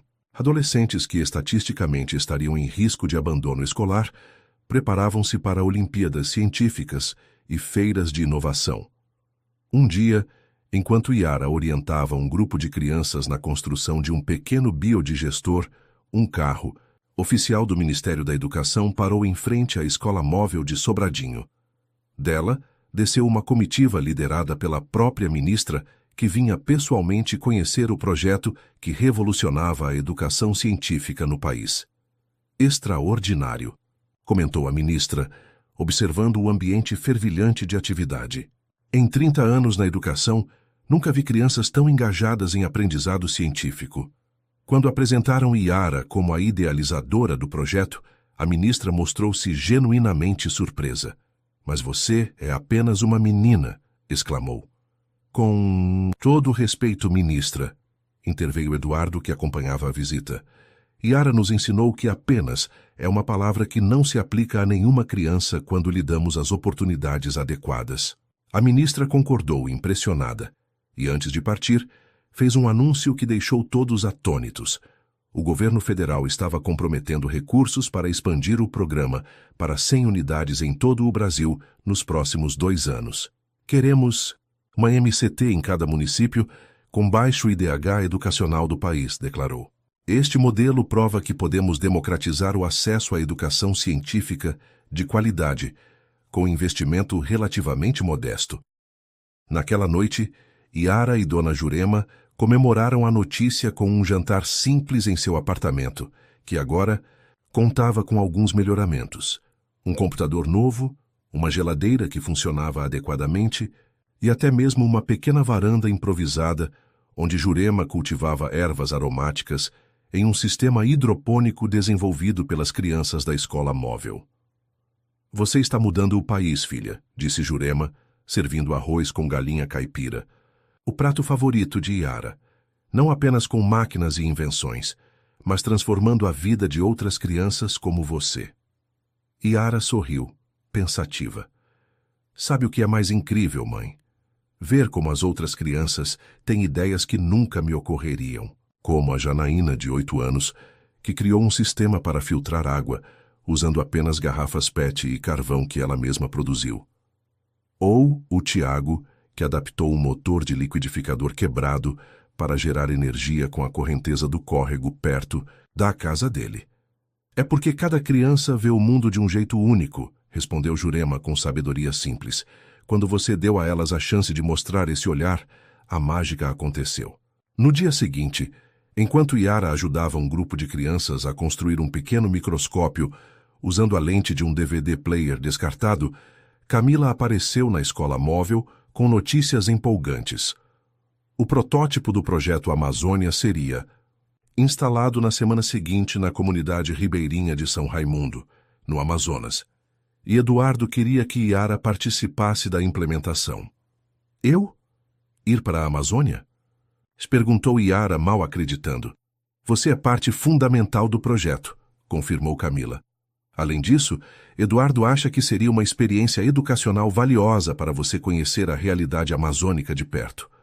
Foi assim que, 2 semanas depois, Yara embarcou em um avião pela primeira vez na vida, acompanhada por Camila e uma pequena equipe técnica do Instituto. Dona Jurema não pôde ir, pois alguém precisava supervisionar as atividades da escola móvel de Sobradinho, que agora funcionava 6 dias por semana. A viagem para Manaus e de lá para a comunidade de São Raimundo em um barco pelo Rio Negro foi uma sucessão de maravilhas para Yara. A imensidão da floresta vista do alto, o encontro das águas, a diversidade cultural da capital amazonense, tudo ampliava seu horizonte de uma maneira que nenhum livro ou vídeo poderia proporcionar. Mas o mais impactante foi a chegada à comunidade ribeirinha. Cerca de 40 famílias que viviam em casas simples de madeira sobre palafitas, dependendo da pesca, de pequenas roças e do extrativismo sustentável para sobreviver.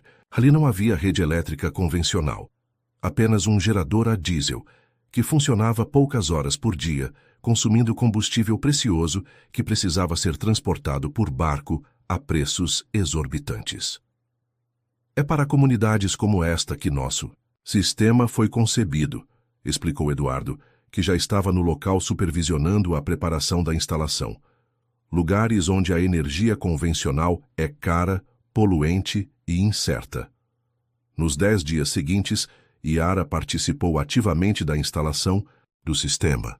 Foi uma experiência de aprendizado intenso, não apenas sobre engenharia prática, mas sobre a vida amazônica.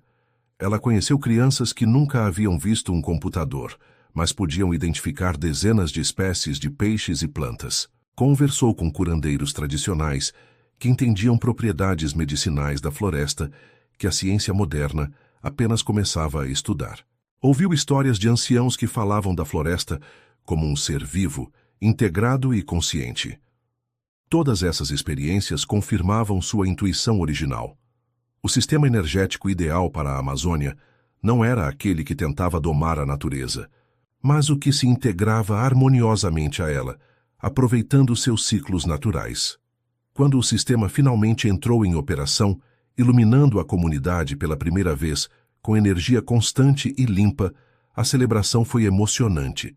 Houve música, dança, comidas tradicionais e, o mais simbólico, uma sessão de cinema ao ar livre.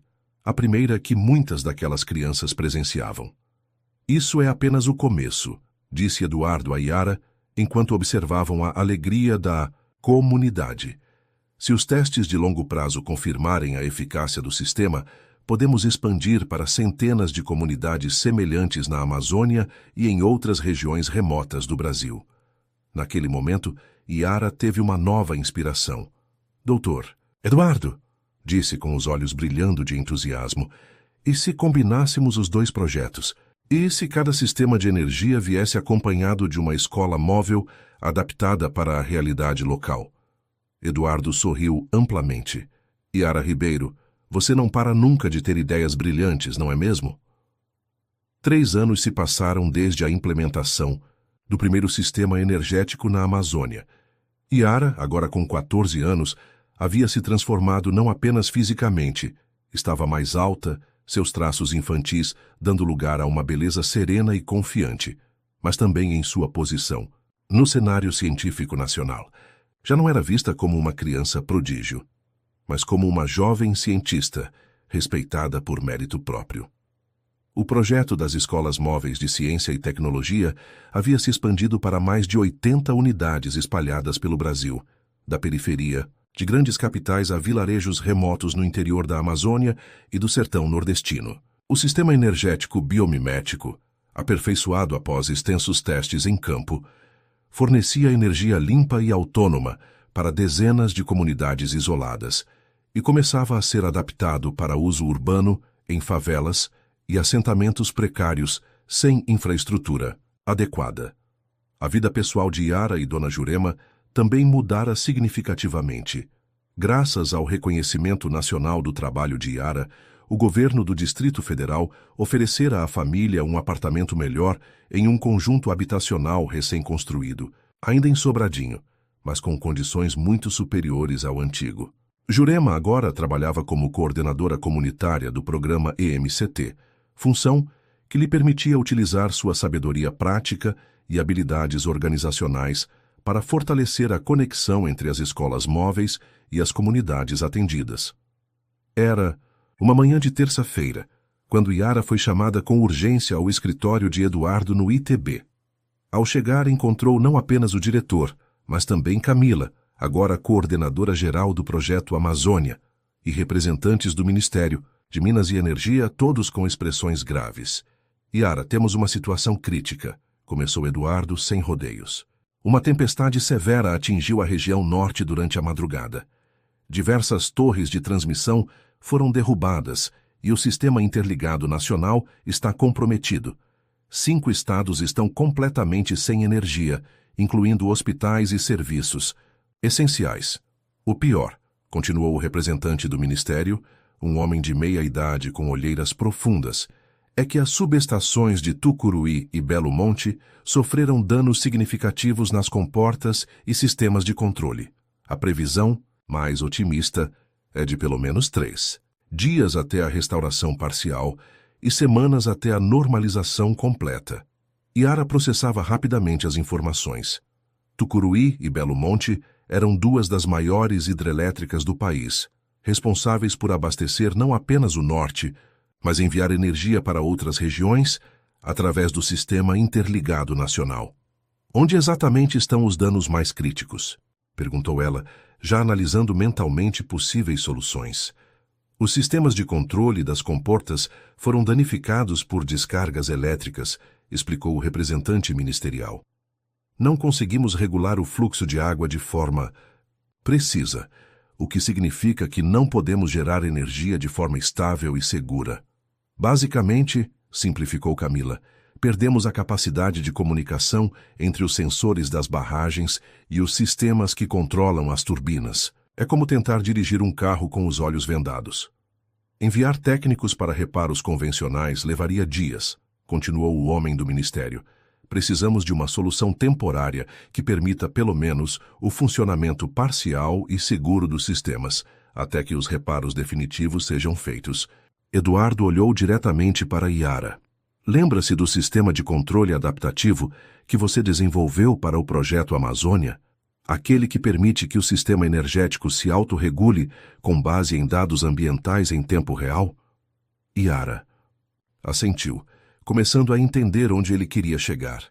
Acreditamos que uma versão modificada desse sistema poderia ser implementada como solução emergencial nas hidrelétricas, explicou Eduardo. Não seria perfeito, mas poderia restabelecer o controle básico até que os sistemas originais sejam reparados. Precisaríamos adaptar a escala, ponderou Yara, já visualizando as modificações necessárias, e criar interfaces com os sistemas legados das hidrelétricas. Exatamente por isso estamos aqui, interveio o representante ministerial. O governo federal está requisitando oficialmente sua assistência, senhorita Ribeiro. Um avião da Força Aérea está preparado para levá-la, junto com uma equipe técnica, até o local. Cada hora conta. A gravidade da situação era clara. Hospitais dependiam de geradores de emergência com combustível limitado. Sistemas de refrigeração para alimentos e medicamentos estavam comprometidos. Estações de tratamento de água funcionavam precariamente. Vidas estavam em risco. Vou precisar da minha equipe, disse Yara, decidida, e de acesso completo aos sistemas das hidrelétricas. Terá tudo o que precisar, garantiu o homem, autorização presidencial. Nas 2 horas seguintes, Yara reuniu uma pequena equipe. Além de Camila, convocou Tiago e Janaína, agora adolescentes de 15 e 14 anos respectivamente, que haviam se destacado na escola móvel de Sobradinho e agora eram monitores do programa.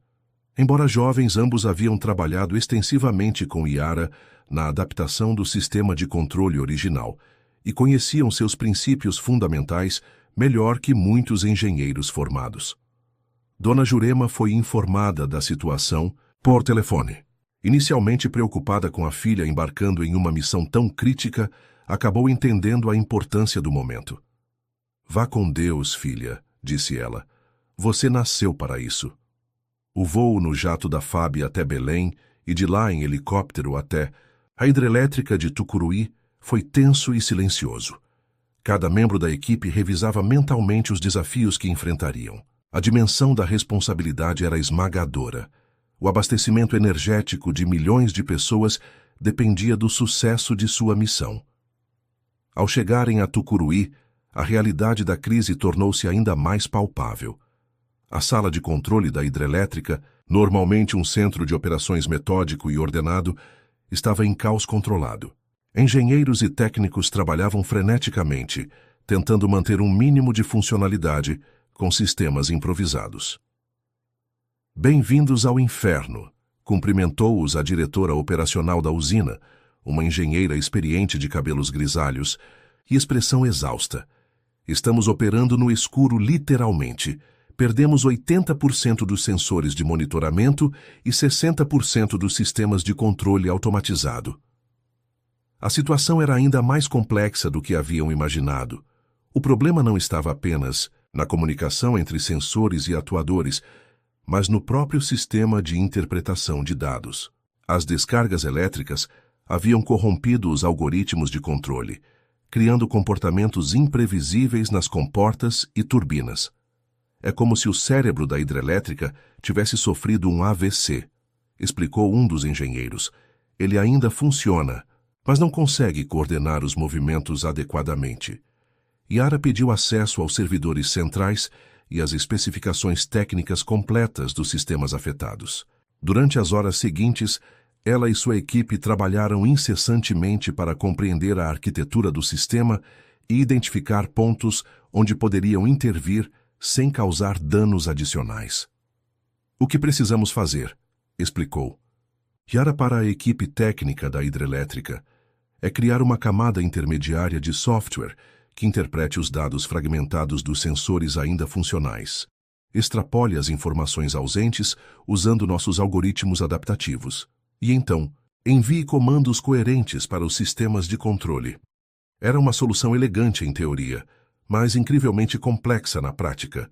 Exigia não apenas expertise técnica em programação e engenharia de sistemas, mas um entendimento profundo dos princípios físicos que governavam o funcionamento da hidrelétrica. Trabalhando em turnos para maximizar a eficiência, a equipe passou 36 horas ininterruptas, desenvolvendo, testando e implementando o sistema emergencial. Tiago revelou-se especialmente habilidoso na integração entre os algoritmos adaptativos de Yara e os sistemas legados da hidrelétrica. Janaína, por sua vez, criou uma interface visual simplificada que permitia aos operadores monitorar o novo sistema sem treinamento extensivo. Finalmente, após quase 2 dias de trabalho exaustivo, chegou o momento crítico, a implementação do sistema na hidrelétrica. Se funcionasse, Tucuruí poderia retomar a geração de energia a aproximadamente 70% de sua capacidade, suficiente para atender serviços essenciais e iniciar o restabelecimento gradual do fornecimento. Se falhasse, poderiam piorar ainda mais a situação. Todos os sistemas de segurança manual estão ativos, confirmou a diretora operacional. Se algo der errado, podemos assumir o controle e desligar tudo. Yara respirou fundo e assentiu.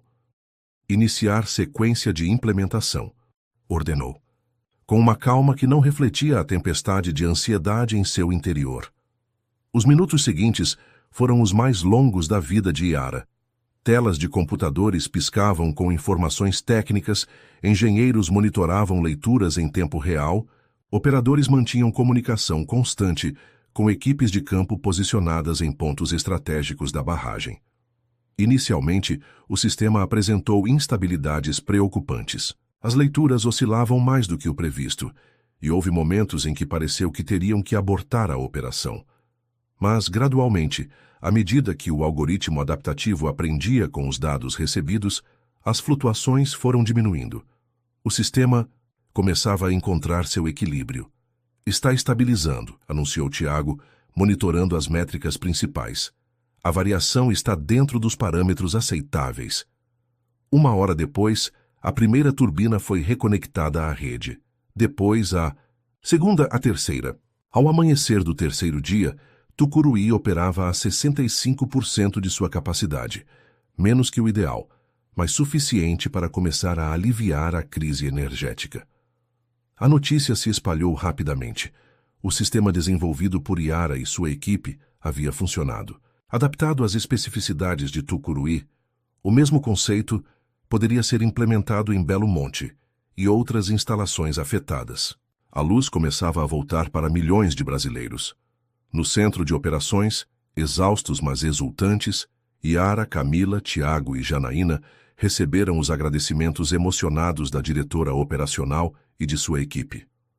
Vocês não salvaram apenas nossa hidrelétrica, disse ela com voz embargada.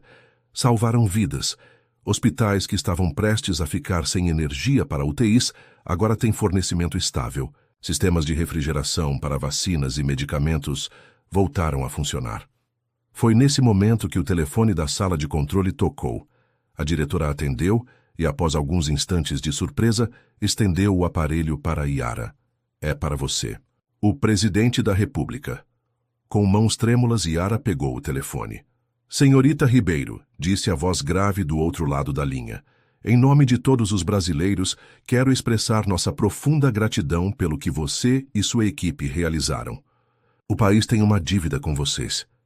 A conversa durou apenas alguns minutos, mas seu impacto seria duradouro. O presidente não apenas agradecia, mas solicitava que Iara e sua equipe atuassem como consultores para um programa nacional de modernização do sistema energético brasileiro, com foco em resiliência e sustentabilidade. Quando desligou o telefone, Iara encontrou todos os olhares da sala fixos nela, expectantes. O presidente agradeceu a todos nós, disse simplesmente, e quer que ajudemos a tornar todo o sistema energético nacional mais seguro. A viagem de volta a Brasília foi muito diferente da ida. O peso da responsabilidade havia sido substituído por uma sensação de realização profunda, embora temperada pelo esgotamento físico. No avião, Iara finalmente permitiu-se relaxar, adormecendo quase instantaneamente. Ao desembarcar na base aérea de Brasília, uma surpresa aguardava a equipe: dezenas de jornalistas, fotógrafos e equipes de televisão. O que está acontecendo? Perguntou Iara, desconcertada. Vocês são os heróis do momento, explicou o oficial da FAB que os acompanhava. A história de como uma equipe liderada por uma adolescente de 14 anos salvou o país de um colapso energético está em todos os noticiários. De fato, nos dias que se seguiram, Iara, Tiago e Janaína tornaram-se símbolos nacionais de talento, dedicação e inovação brasileira. Jornais estampavam suas fotos nas primeiras páginas, programas de televisão contavam suas histórias. Políticos de todos os espectros elogiavam sua contribuição. Para Iara, no entanto, o reconhecimento mais significativo veio de uma fonte inesperada. Uma semana após o retorno a Brasília, enquanto participava de uma atividade rotineira na escola móvel de Sobradinho, ela recebeu uma visita surpreendente: Rodrigo Almeida. Desde o incidente da carta falsificada, 3 anos antes, Rodrigo havia deixado o ITB. Soube-se depois que ele realmente tinha conexões com investidores internacionais, interessados em explorar comercialmente o conceito de Iara sem reconhecer sua autoria. Após sua saída do instituto, rumores indicavam que ele havia se mudado para o exterior, trabalhando para uma multinacional do setor energético. Posso falar com você um momento? Pediu ele, visivelmente desconfortável, sob os olhares desconfiados de Camila e outros membros da equipe que conheciam sua história. Iara hesitou, mas assentiu, indicando um banco de madeira no jardim comunitário adjacente à escola móvel. Vim pedir desculpas, disse Rodrigo diretamente quando se sentaram.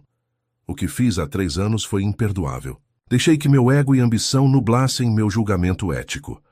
Iara o observava em silêncio, surpresa com a aparência envelhecida de Rodrigo. Ele parecia ter ganhado 10 anos, não 3, desde a última vez que o vira. Acompanhei sua trajetória à distância, continuou ele. Vi seu projeto das escolas móveis se expandir, o sistema energético da Amazônia ser implementado com sucesso. E agora, o que você fez em Tucuruí. Ele fez uma pausa, respirando profundamente. Você se tornou exatamente o tipo de cientista que eu sempre quis ser, mas nunca consegui. Alguém cuja maior preocupação é o impacto positivo de seu trabalho, não o reconhecimento pessoal ou ganhos financeiros. Yara finalmente falou. Por que está me dizendo isso agora? Porque aprendi da maneira mais difícil que prestígio sem propósito é vazio, respondeu ele. Tenho trabalhado para uma grande corporação nos Estados Unidos, ganhando mais dinheiro do que jamais sonhei, mas desenvolvendo tecnologias que beneficiam apenas os mais ricos. Enquanto isso, você está aqui, transformando a vida de comunidades inteiras. Ele estendeu um envelope para Yara. Não é uma oferta falsa desta vez, disse, com um sorriso triste. É minha carta de demissão da corporação. Estou voltando ao Brasil permanentemente. E se você permitir, gostaria de contribuir com seu programa de escolas móveis. Não como líder ou figura central, apenas como um engenheiro disposto a compartilhar conhecimentos. Yara pegou o envelope ainda cautelosa. Por que eu deveria confiar em você? Não deveria, respondeu Rodrigo com honestidade surpreendente. Eu precisaria reconquistar essa confiança com ações, não palavras, mas todos merecem uma chance. De redenção, não acha? Antes que Yara pudesse responder, uma comoção na entrada da escola móvel chamou sua atenção. Um grupo de crianças corria excitadamente em direção a um carro oficial que acabara de estacionar. Dele desceu uma figura que Yara reconheceu imediatamente: o ministro da Ciência e Tecnologia. Parece que você tem visitas importantes, observou Rodrigo levantando-se. Pense no que eu disse. Estarei no Brasil independentemente de sua resposta. Algumas decisões são sobre fazer o que é certo, mesmo sem garantias de perdão. Enquanto Rodrigo se afastava discretamente, o ministro se aproximava, acompanhado por assessores e por Eduardo. Yara Ribeiro. Saudou o ministro calorosamente. Finalmente a encontro. Tentamos contatá-la no instituto, mas nos informaram que você estaria aqui. Ministro, cumprimentou Yara, recompondo-se rapidamente da conversa inesperada com Rodrigo. Seja bem-vindo à nossa escola móvel. Vim pessoalmente para convidá-la, anunciou o ministro. O presidente instituiu uma força-tarefa para revisar e modernizar toda a infraestrutura crítica do país. Não apenas energia, mas água, telecomunicações, transporte. Queremos que você integre o Comitê Científico Consultivo. Yara olhou ao redor, para as crianças que observavam curiosas a movimentação, para Camila, que sorria orgulhosa, para o vulto distante de Rodrigo, que entrava em um táxi, para o prédio colorido da escola móvel, onde tantos sonhos nasciam diariamente. Seria uma honra, ministro, respondeu, mas com uma condição: que as soluções que desenvolvermos beneficiem primeiro as comunidades mais vulneráveis, não as mais privilegiadas. O ministro sorriu, estendendo a mão. Essa é exatamente a perspectiva que precisamos, senhorita Ribeiro. Bem-vinda à equipe. 10 anos se passaram, desde a crise energética que transformou Yara Ribeiro de jovem cientista promissora em um símbolo nacional de inovação e resiliência. Agora, aos 24 anos, ela havia se tornado uma figura respeitada internacionalmente no campo da tecnologia social e energia sustentável.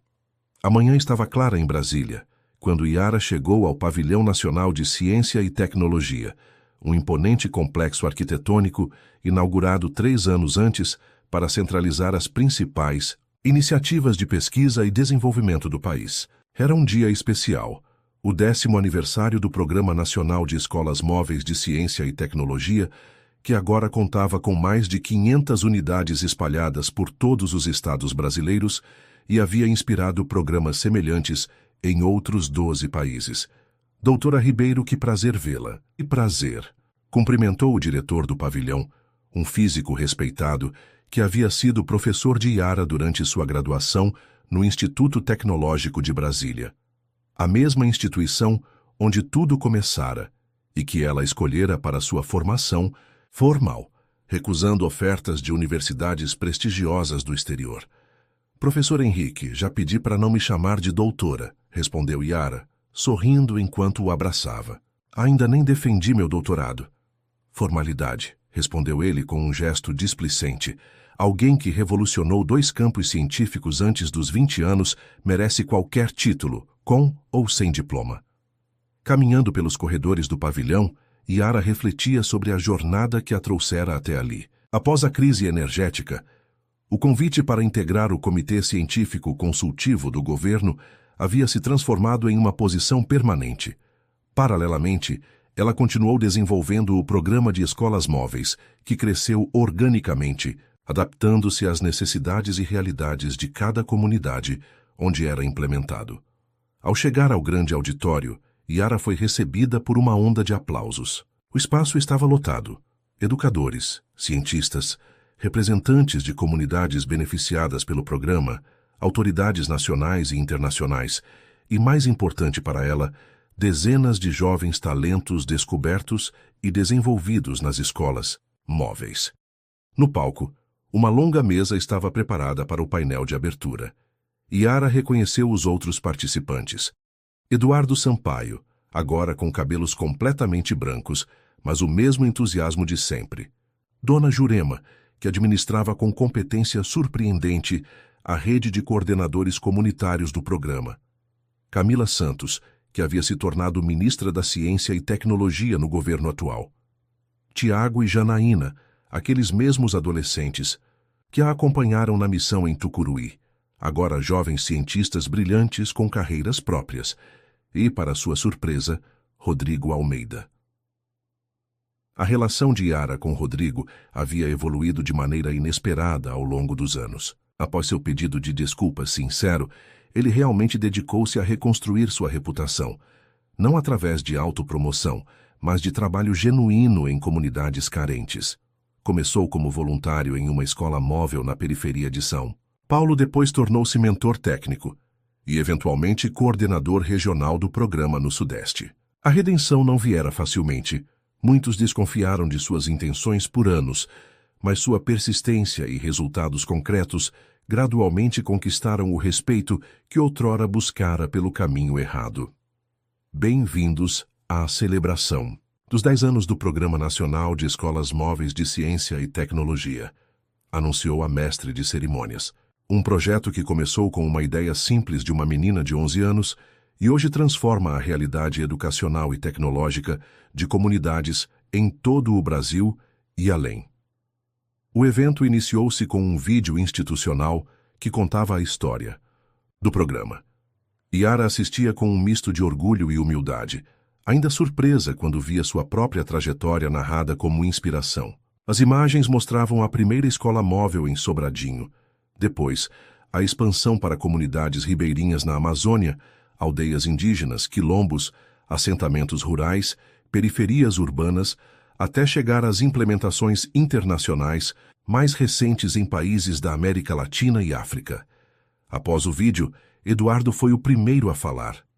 Quando conheci Yara Ribeiro, há 13 anos, percebi imediatamente que estava diante de algo extraordinário. Não apenas pelo seu talento técnico excepcional, mas pela forma como ela enxergava o mundo, sem as limitações que nós, adultos educados, muitas vezes nos impomos. Ele fez uma pausa, olhando diretamente para Yara. O que não imaginei é quanto eu mesmo aprenderia com aquela menina tímida que resolvia problemas que engenheiros experientes não conseguiam solucionar. Yara nos ensinou que a verdadeira inovação não vem de laboratórios de ponta ou recursos ilimitados, mas da perspectiva única que cada pessoa tem do mundo, especialmente aquelas que o sistema tradicional tende a ignorar. Quando chegou a papo de Saint-Dié, vez de Yara falar, ela levantou-se e caminhou até o púlpito, observando a plateia diversa. Viu rostos de todas as idades, cores e origens, cientistas renomados, sentados ao lado de líderes comunitários sem educação formal, executivos de grandes empresas próximos a artesãos que incorporavam tecnologia a práticas tradicionais. O que celebramos hoje não é apenas um programa educacional ou tecnológico, começou ela. Celebramos uma mudança de paradigma sobre quem pode criar, Inovar e transformar realidades. Sua voz antes tímida, agora projetava-se com a confiança tranquila de quem conhece profundamente seu propósito. Quando desenhei a primeira versão das escolas móveis em meu caderno, aos 11 anos, não estava pensando em criar um programa nacional. Estava apenas tentando imaginar um lugar onde crianças como eu, curiosas, mas sem acesso a recursos, pudessem explorar suas ideias livremente. Ela sorriu, recordando. O que descobrimos ao longo destes 10 anos é que o Brasil está repleto de mentes brilhantes que apenas aguardam oportunidade para florescer. Em cada comunidade onde instalamos uma escola móvel, encontramos talentos extraordinários resolvendo problemas com criatividade e conhecimento contextual que nenhum especialista externo poderia oferecer. Yara destacou alguns exemplos. O sistema de irrigação automatizado, desenvolvido por agricultores familiares no semiárido nordestino, combinando técnicas ancestrais de manejo hídrico com sensores de baixo custo.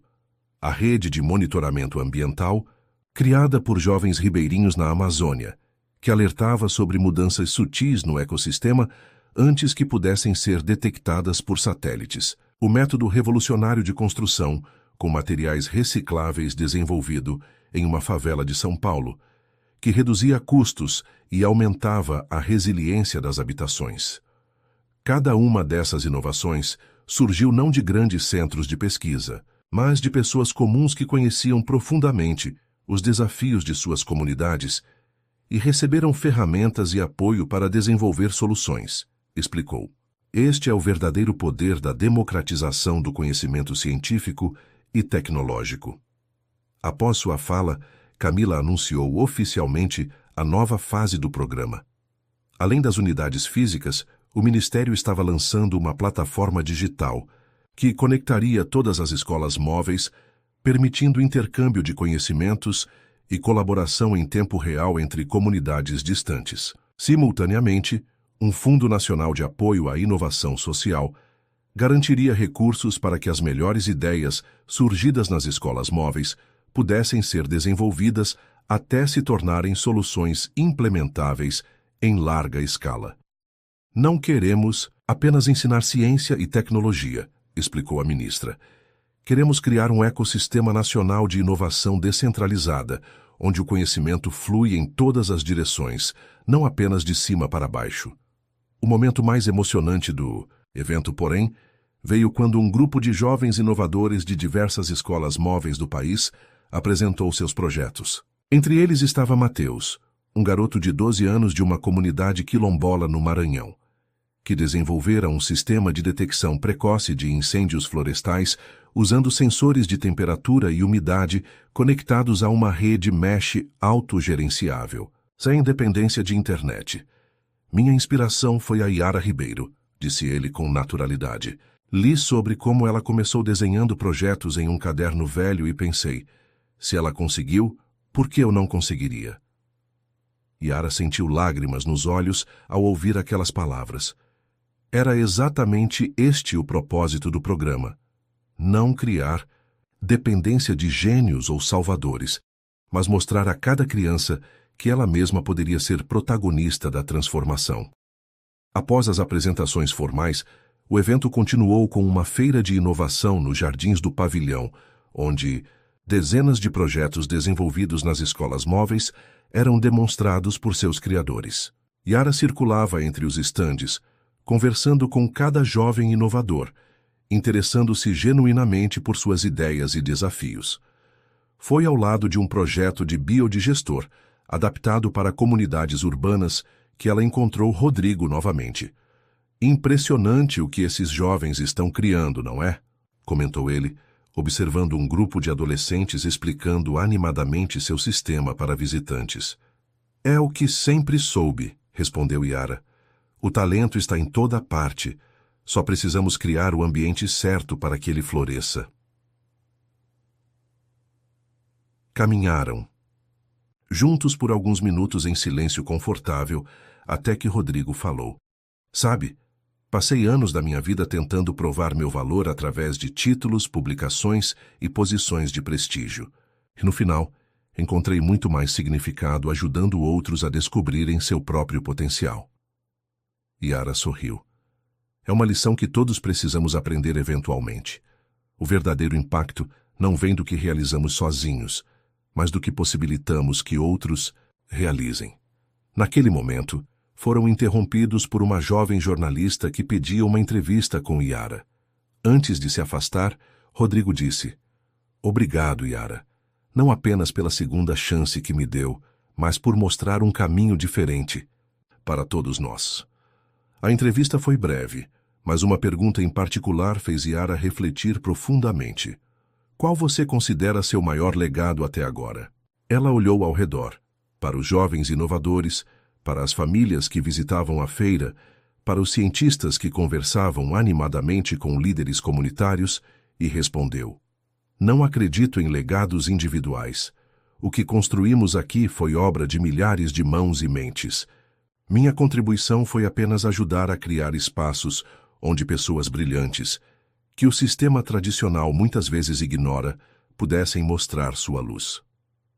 No final do dia, quando a maioria dos convidados já havia partido, Yara encontrou sua mãe sentada sozinha em um banco, observando o pôr do sol que tingia o céu de Brasília em tons alaranjados. "No que está pensando, mãe?" lhe perguntou, sentando-se ao seu lado. Dona Jurema sorriu, seus olhos úmidos refletindo a luz dourada do entardecer. "Estou pensando no seu avô", respondeu. "Em como ele ficaria orgulhoso de ver tudo isso. Como aqueles cadernos velhos que ele deixou acabaram sendo sementes de algo tão grande." Yara abraçou a mãe, lembrando-se dos dias em que folheava aqueles cadernos desgastados na pequena mesa do antigo apartamento em Sobradinho. "Às vezes me pergunto se ele imaginava", disse Yara suavemente. "Se ele sabia que estava deixando mais do que desenhos técnicos, que estava deixando possibilidades.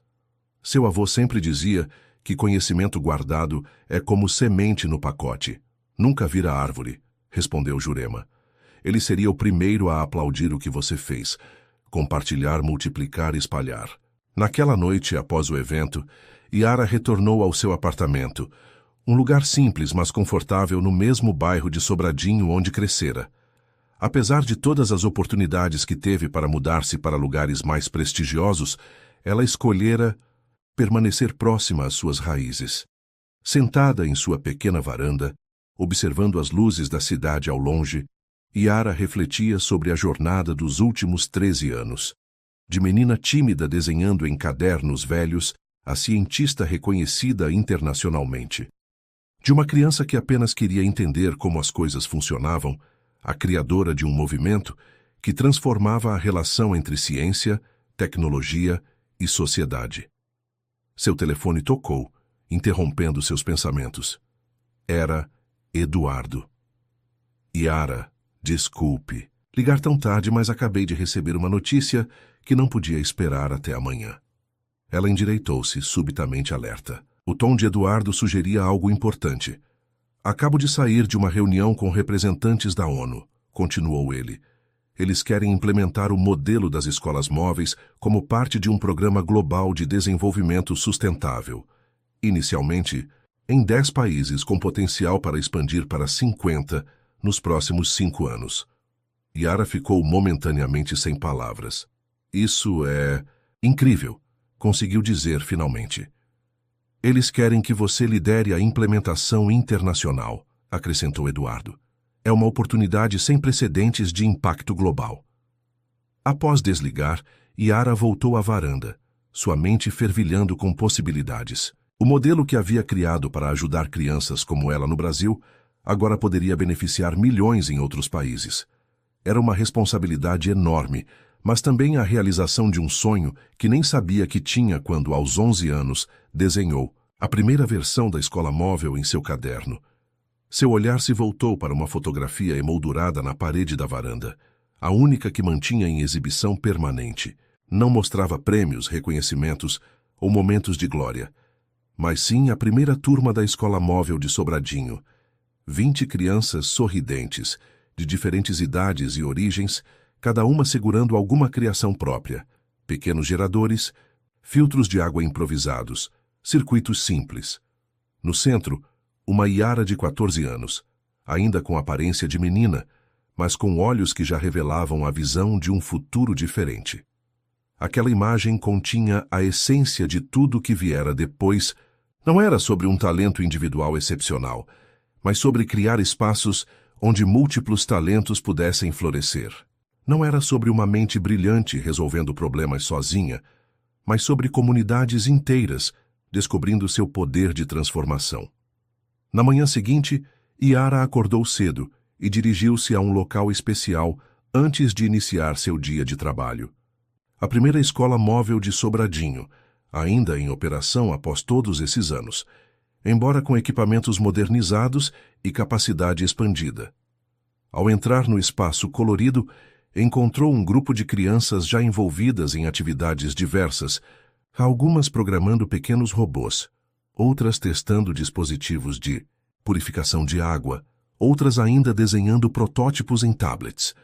Uma menina de aproximadamente 10 anos, com cabelos cacheados presos em Maria Chiquinha e um olhar intensamente concentrado, chamou sua atenção. Estava sozinha em um canto, desenhando algo em um caderno comum, não no tablet disponível, mas em papel e lápis. Intrigada, Yara aproximou-se silenciosamente. — O que você está desenhando? Perguntou gentilmente. A menina ergueu o olhar, momentaneamente surpresa. Depois sorriu ao reconhecer Yara. — É um sistema para minha comunidade, respondeu, com seriedade surpreendente para sua idade. Lá no Paranoá, onde eu moro, tem muita gente que fica doente porque a água é ruim. Estou desenhando um purificador que todo mundo pode construir com coisas que a gente encontra fácil. Yara olhou para o desenho. Era surpreendentemente detalhado e bem pensado, com anotações nas margens sobre materiais e processos. — Posso sentar com você? Se perguntou.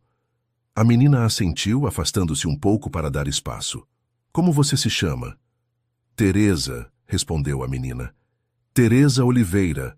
— Seu desenho é muito interessante, Teresa, comentou Yara, genuinamente impressionada. — Você já testou esse sistema?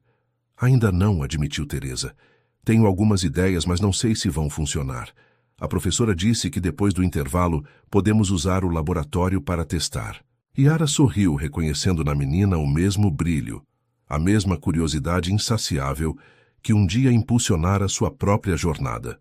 — Posso ajudar você a testar? Ofereceu. Os olhos de Teresa se arregalaram. — Você? Mas você é a Yara Ribeiro. Não tem coisas mais importantes para fazer? Yara riu suavemente. Neste momento, não consigo pensar em nada mais importante do que ajudar você a desenvolver seu projeto, Teresa. Na verdade, essa é exatamente a razão pela qual criei estas escolas.